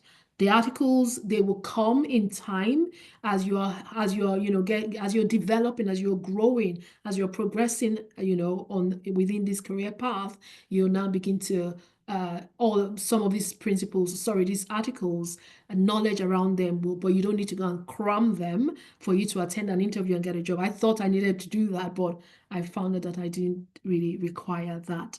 Okay, and again, as a privacy professional, you're going to be dealing with data protection policies and procedures because you are supporting the organization to ensure that they are compliant with these legislation, as it were, or privacy laws. And so one way that you want to ensure that they are putting the right controls in place, they are taking the right steps, they are putting adequate measures, is looking at policies and helping them to put these procedures, data handling procedures, data protection policies. You find out that if you go onto most websites, you see privacy policies, you see cookie policies. It is that privacy professional, privacy analyst, privacy manager, depending on whatever your title is, you are the one that works with the business to help them to put this policy. So if you're somebody that enjoys writing policies, maybe maybe you're a lawyer or you have done anything around that before, that might be something that might just be a tick in the box to say, okay, I'm familiar with how policies are developed and how they are rolled out across the business and how they are kept updated and maintained. So as a privacy professional or privacy analyst, that's something that you'll be doing on a day-to-day. But again, depends on your role and your function. And of course, these policies cut across. There's so much. There's your data retention policies, your information security policy, your data protection impact assessment procedures, international transfer mechanisms. There's a lot of all of that. Now, mentioning all of these things, it's not to put you off to say, well, there's a lot of reading. Yes, there is. I'm not going to mince words. I'm sure most of you know me. I don't paint anything. I tell you as it is.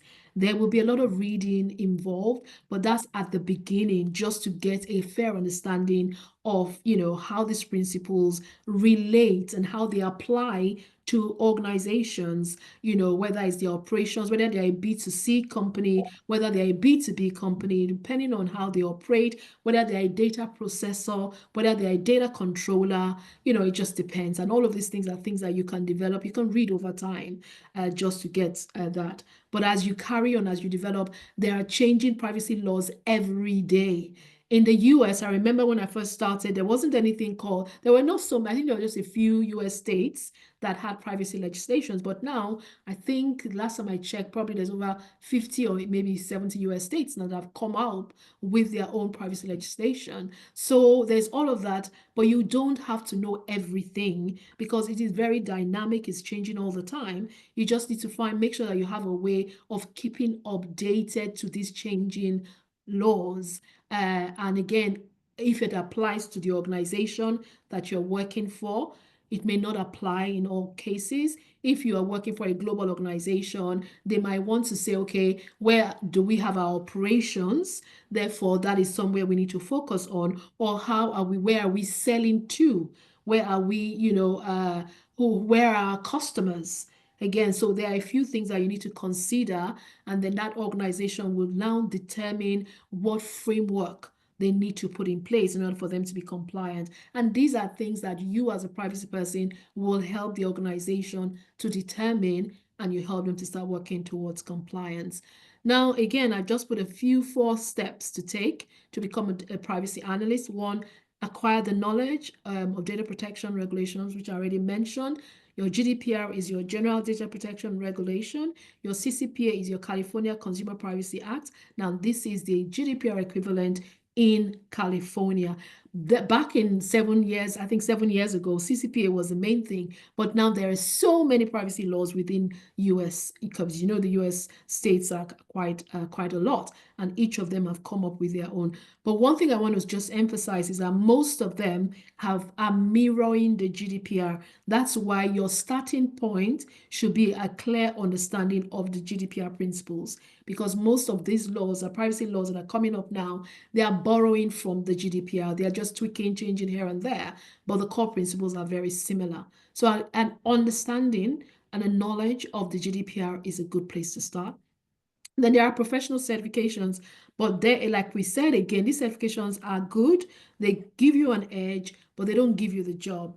I didn't have it, and then back in the day, 7, 8 years ago, there weren't so many certifications. IAPP is a new one now, so sometimes you see some job adverts, and they'll say you should have maybe IAPP or CIPPE, CIPM. I don't want to bore you with all of that, but you can get in without them. And then as you continue to grow and develop, you can start doing those certifications again. So yeah, but if you must, yeah, there's so many of them there. Then hands-on experience is the main thing. For me, I got 4 months experience, and then I started looking at my church. I remember then GDPR, I asked them, do you have a data protection officer? Do you know about GDPR? Can I come and apply the knowledge that I have just to get experience? And so there are different ways.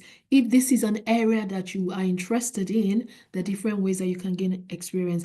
Now within Sterling, I think we have done close to 8 or 10 projects, GDPR compliance projects, because we've had different cohorts, different groups. Right now, there is one cohort who's rounding up, and they have worked on different projects. And because that's my area, based on my experience, I've introduced different projects. Now, these projects are for all that helps Sterling to be compliant with GDPR and the UK GDPR as well. So we introduce these projects, people work on them, they gain the experience, put it on their CV, they start applying for jobs, and they get these jobs. So that is one thing that I would say, gaining that hands-on experience is very key. And then you look at transferable skills. We talked about soft skills. As a privacy professional, you have got to have excellent communication skills, because you are going to be talking with the business. You have a lot of pushback. You have to have excellent negotiation skills as well. Nobody likes compliance, anything that has to do with compliance.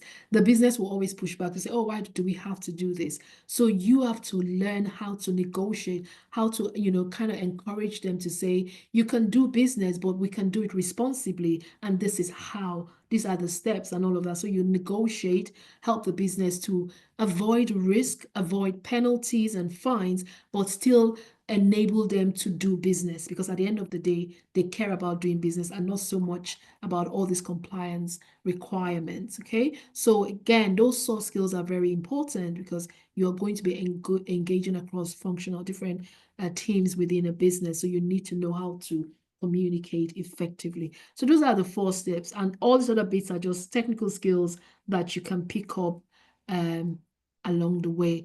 Quickly, the role of a privacy professional, your day-to-day, you're going to be supporting data privacy regulations and compliance. So organizations who want to work towards compliance with the GDPR, with any of these privacy laws, that's your job. You are going to work with them to say, okay, now this is what the requirements are.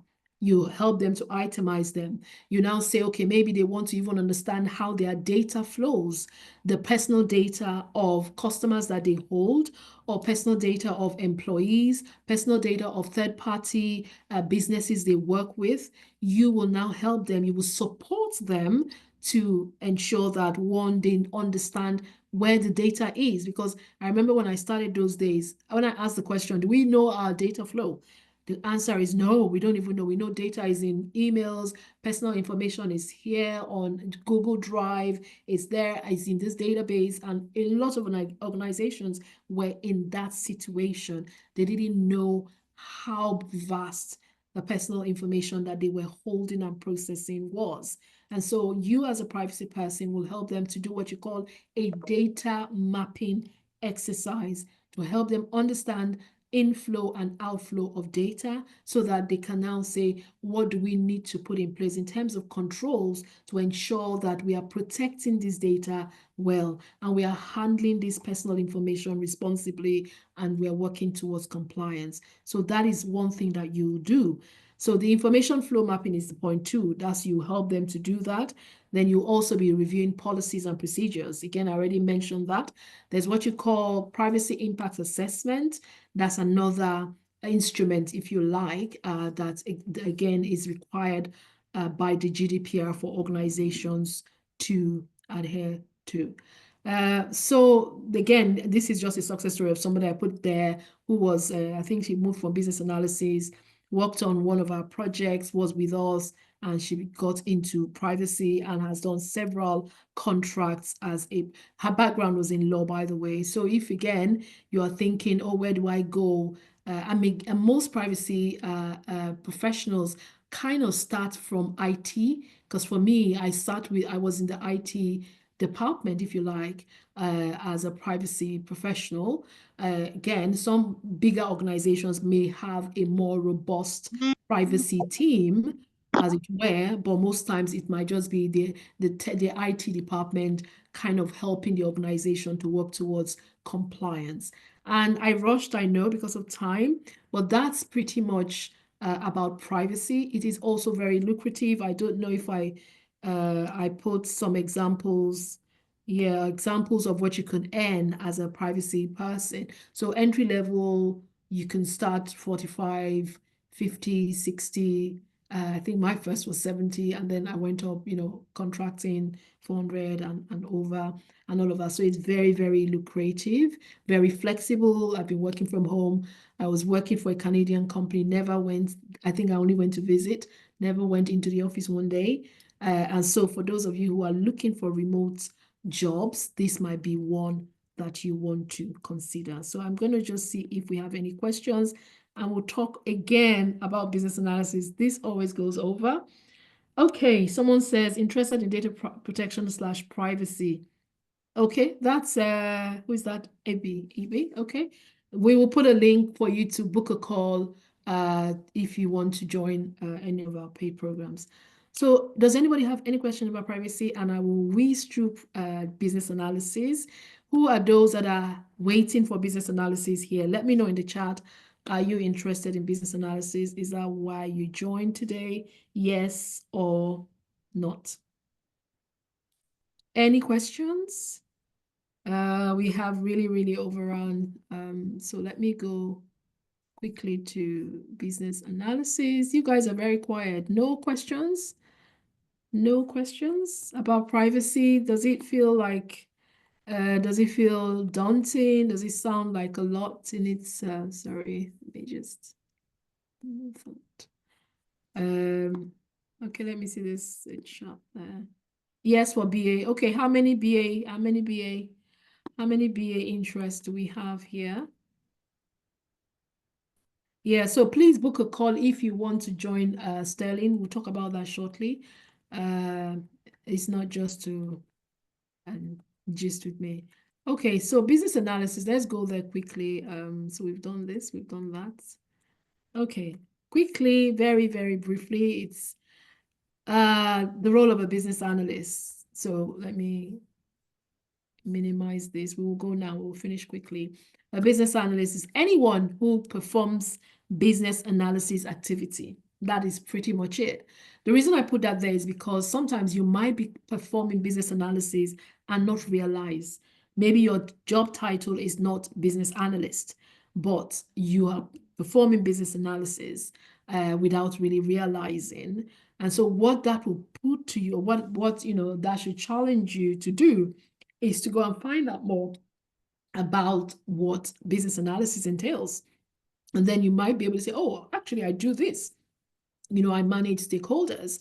I am the middle person between the business and technical teams. I document requirements.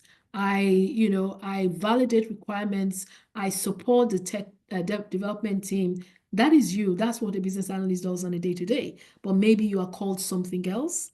So anybody who performs business analysis activity, no matter the job title or organizational role or function, and again, it's really, really starting from on going into a business, trying to elicit their needs, investigate the business situation, investigate challenges that they're experiencing in order to prefer a solution which they can implement for them to plug those gaps. So a business analyst is a problem solver.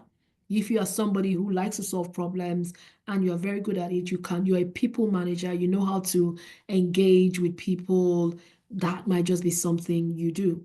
So a business analyst aligns, designs, and delivers solutions with needs. So you start from understanding the problems. What is the problem statement? What is this organization trying to solve? What is this current situation? And now, in order for you to do that, there are various industry techniques that allows you. So you don't make anything up.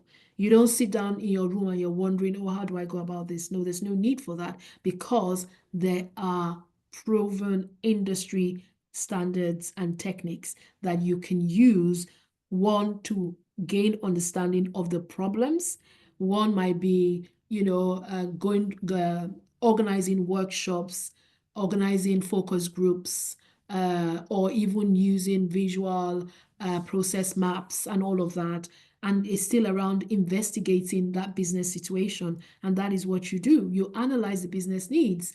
Example, an organization might say they want to build a website because they don't have, I like to use this a lot, they don't have a web presence. They are brick and mortar, they are a cafe, people walk in, so there's no website where people can order and things like that. That might be their problem that they are trying to solve. How do you plug in as a business analyst? You go into the business and sit down to ask them questions. And that is where the elicitation of requirements or investigating the business situation comes in. And that's what you're doing. So if that's something that you have done before or you know how to do, that is step one. And then you analyze the needs. Okay, let's break this down. A website, what is it do we want to do on this website? Or what do we want this website to do? Or we want people to be able to place orders on the website. We want this website to just be an information, platform. So you will have to ask that business owner or the organization the needs, and you analyze it so that you can say, okay, based on the needs that we have identified, let's look at these solutions. You can recommend solutions, and you now look at, okay, what are the strategies that you can use to implement these solutions? It's about driving change, business analysis, really, because one, for you to even identify a problem is because you want to change, you want an improvement, and things like that. Again, it involves facilitating stakeholder collaboration. So talking to the business, talking to maybe the finance team, talking to the digital marketing team, who will be the ones that may want to publish on the website. Again, it's really identifying all these key stakeholders so that you can write out their needs, what they want these websites to really do. And that's you, business analyst. That's what you're doing. So what are the skills of a business analyst? Excellent communication, whether it's verbal or written, because as you are communicating with key stakeholders, you've got to document your findings. You don't just say, oh, I've got it all in my head, because you have to go back to validate your understanding of what it is that has been communicated to you. So you've got to be able to document that. Now, a documentation may be visual or may just be text-based. Most business analysts would do visual representation. So you do what you call a business process map. Maybe you do a wireframe of the website. You do maybe a use case model. So again, there are industry techniques and tools that you can use to carry out business analysis. And that is what we will be teaching you when you join the program, because even if you have an understanding or you're doing business analysis, you have got to tailor it to what the industry is asking for in order for you to get the job. So you need that industry knowledge, and that's where training comes in and experience on projects. people skills, critical thinking, research, business analyst. You are researching all the time because you don't have all the answers. You go on Google, a business analyst, your default is, I'm going to find it. I'm going to research. I'm going to check on this site that is credible. I'm going to look for it. When the business says, oh, how do we fix this? Oh, this is it. You say, okay, I'll come back to you. You go and do your research. So if you hate research, business analysis is not for you. But if you're somebody that's comfortable researching to find out, how we can solve a problem, then it might be one that you'll enjoy. Again, I mentioned negotiation, and there are other technical skills, which again, you will learn when you join the program. The business analysis has a process model approach.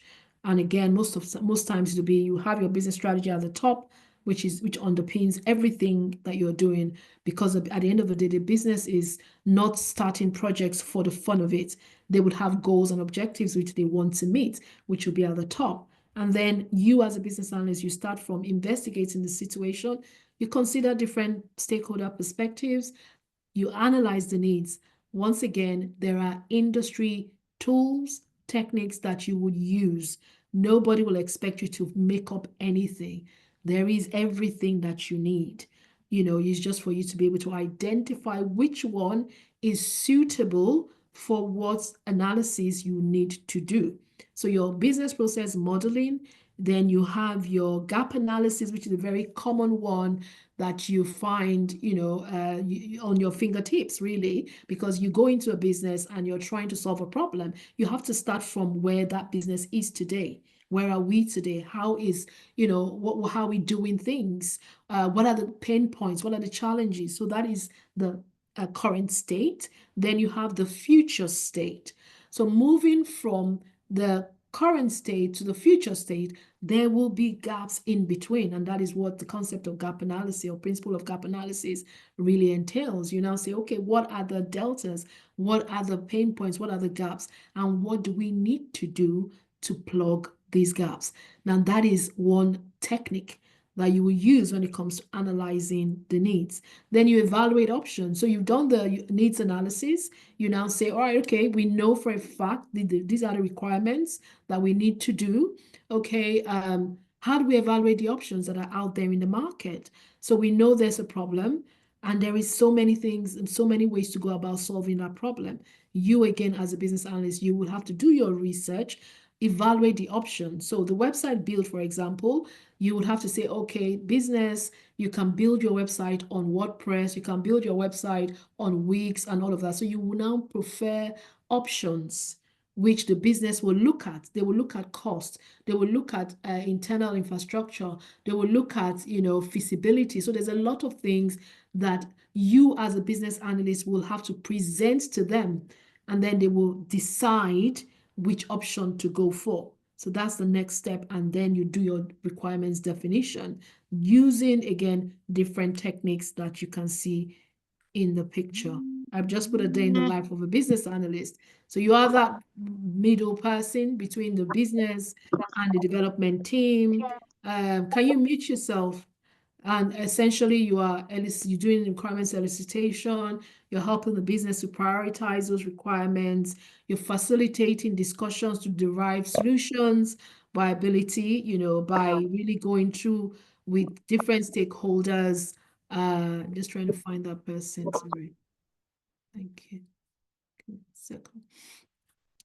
And that's really much what you do as a business analyst. So all the time you're engaging different stakeholders just in order for you to understand what their needs are, what their pain points are, and then you help them to provide information so that they can make an informed decision. So lots of meetings as a business analyst, and again, communicating with different people is essential. So if you don't like talking to people, maybe you need to think about it. Even if you're an introvert, you can still be a business analyst because there are different roles you can find yourself in. But most times you will be talking with teams a lot. So there is that communication that is very, very essential. Now, I just put here business analyst opportunities is also another very lucrative, very flexible, and it is also in demand. Those of you who are in the UK and you want to you want to move from care or any of these places, on the skills shortage list within the UK, business analysis is part of it, project management. So if you're saying, I don't want to do care anymore, what are the options that I can look at? Your global talent visa route is one to look at, and business analysis is one that is on top of the list because a business analyst is needed across the board, across geographies, across domains, across industries and sectors, as it were. Always long-term potential, a business analyst role any day, anytime.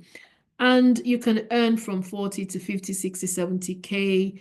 Contract roles, it could be as high as 300, 350, 450, and all of that. Again, because depending on demonstrable skills that you can bring to the table.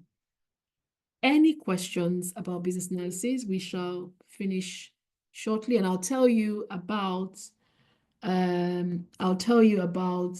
Sterling. I said we're going to go, but because of time, just 1 second. We may not be able to, deep dive into, but let me just quickly show you. I'm going to skip all of this.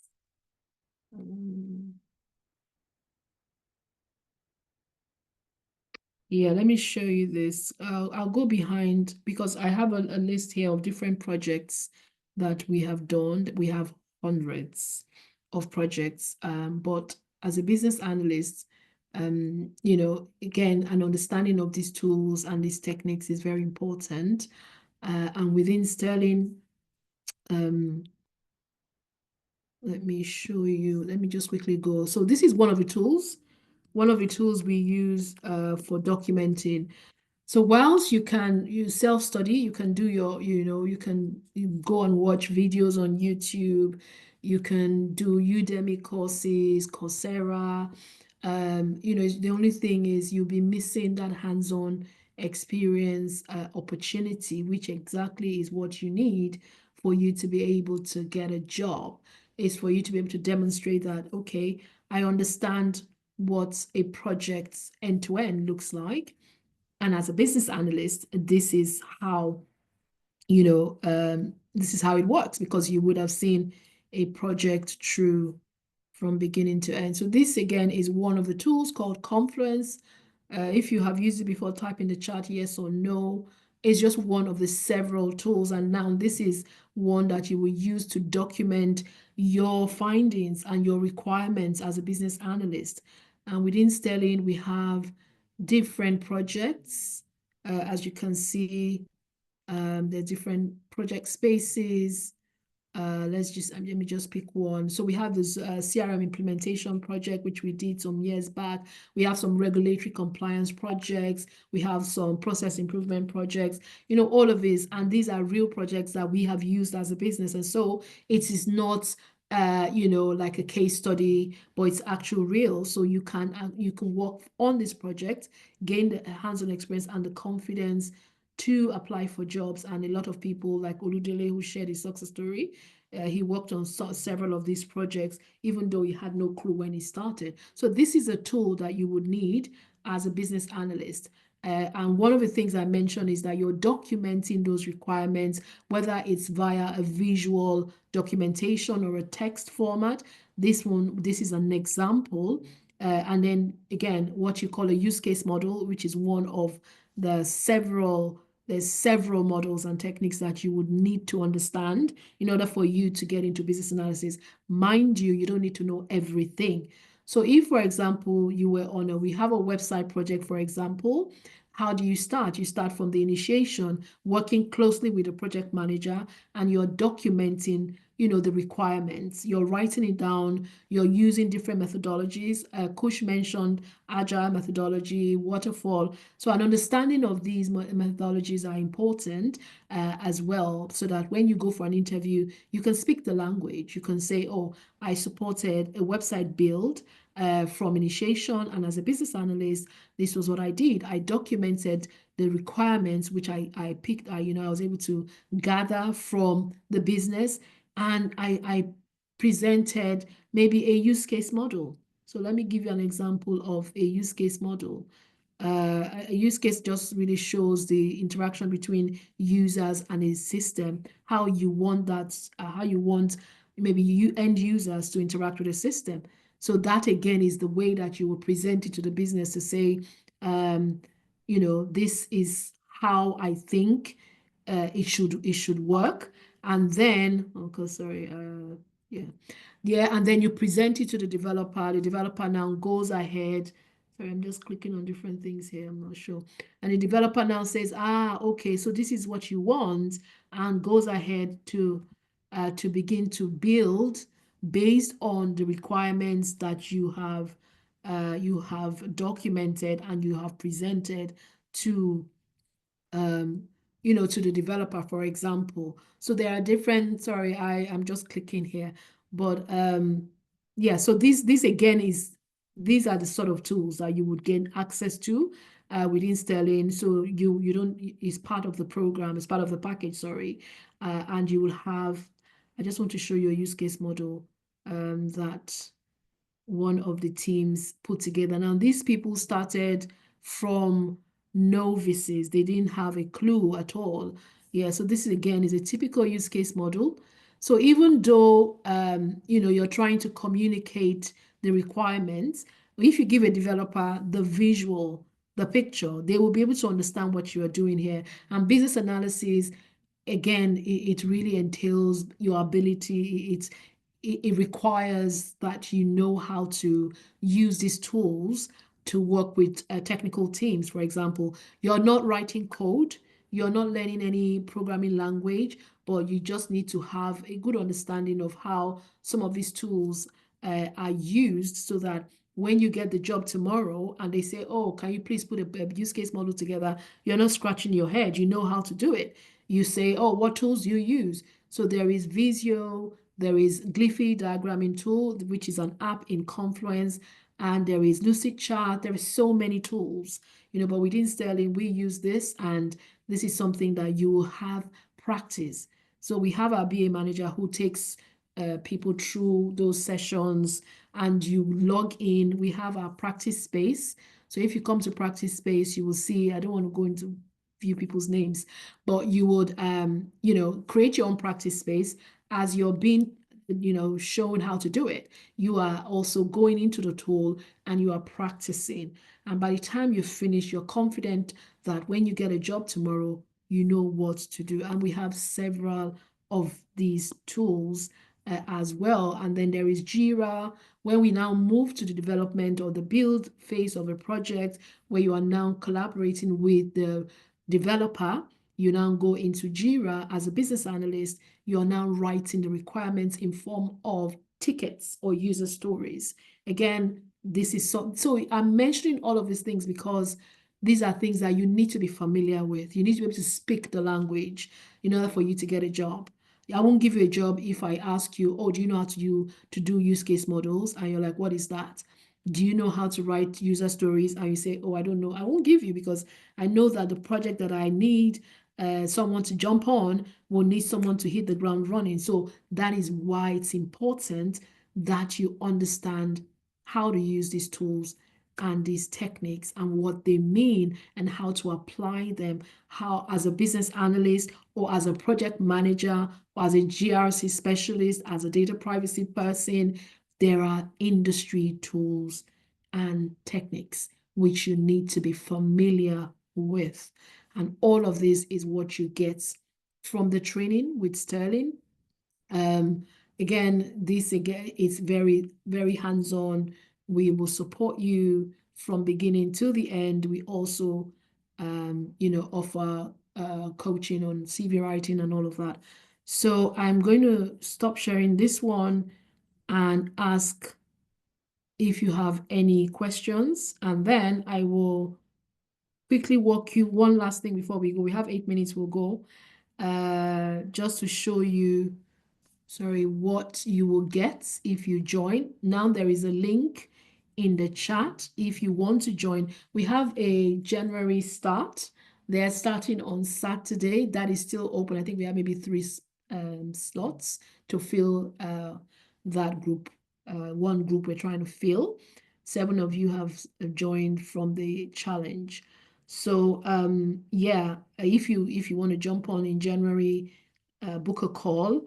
If not, you just wait for when you know, we do this again, and you can jump on it. So you have to go through the application process, and therefore that's why we ask you to book a call. We won't tell you, oh, there you go, that's the link, just go and subscribe and all of that. So let me tell you finally, as we round up, what you will be getting, and then we can see if anybody has any questions. We have had a very quiet group. Usually people have lots of questions, but you guys have been very quiet. So I think this is a bit old, but it has most of the things. Our value proposition, if you join, is you have access to our online tutorials. Now we have hundreds of these tutorials where someone like Coach, myself, Helen, we have different trainers that have kind of delivered different training sessions, and we have a learning management system where you have access to that 24/7. So you go in and you binge watch until, you know, however long you want. We also have live sessions every week, a minimum of 2 live sessions. And again, it's really around you as your team collaborating, working on your projects. And on Friday, we have the general delivery update where each project presents what they're working on. We give feedback, or we have experienced professionals who will give you feedback on what it is you're working on. And we also have CV templates. We have templates for everything pretty much. And of course, we give you access to these templates, and you will be part of we have a community on Telegram. So you have that, you can ask your questions. We have our course material, business analysis, we are IIBA endorsed. So you have your certificate of completion. And again, we are introducing the ECBA, so your entry certificate business analysis certification. That will be something we're introducing where we prepare you. We have question banks for you to prepare for the ECBA after you have gone through the full program. So it's a full package. That is something we're also launching newly. And then the hands-on experience is a no-brainer. And you also have reference for the period that you have been with us. Now, I think those of you in the group chat, we put that we are going to extend the offer, the Black Friday offer, which we did the last time. And some of you asked, and I think 2 of you have taken that offer, and you're joining us on Saturday. So we are extending that offer for anybody who joins from this group. And here is the offer. Now, this again gives you a hybrid. And it ends now. It ends, well, in a week's time, because we're going to revert to our original fees. You get business analysis and project management training. So it's a hybrid. In the past, we split it and people pay more, but we're just trying to make it more accessible. So you get BA and PM as well. And you also work on your full projects, and it's for 6 months. You also have your CV guidance, interview prep, job search strategy. Somebody was asking about that. So you have that, and this is what we are offering. If you pay once, you get 897 for the 2. And if you want to spread it, you can do that again, or you can use Klarna. Klarna is a finance, what do you call it now? Offering. So when you pay with Klarna, I think for the first month, you don't pay anything, and it helps you spread it. So when we send the link to you, somebody used Klarna yesterday, and it helps you to kind of split the cost. That again, we have activated that on our payment link. And that's the offer. Nigeria, we had a lot of people reach out, and we said we will come back to you in a few months, because we know that the current exchange rate is ridiculous. But if you are interested, we have put the link in the chat to book a call. You have to book a call between today and tomorrow, because the January cohort starts on Saturday.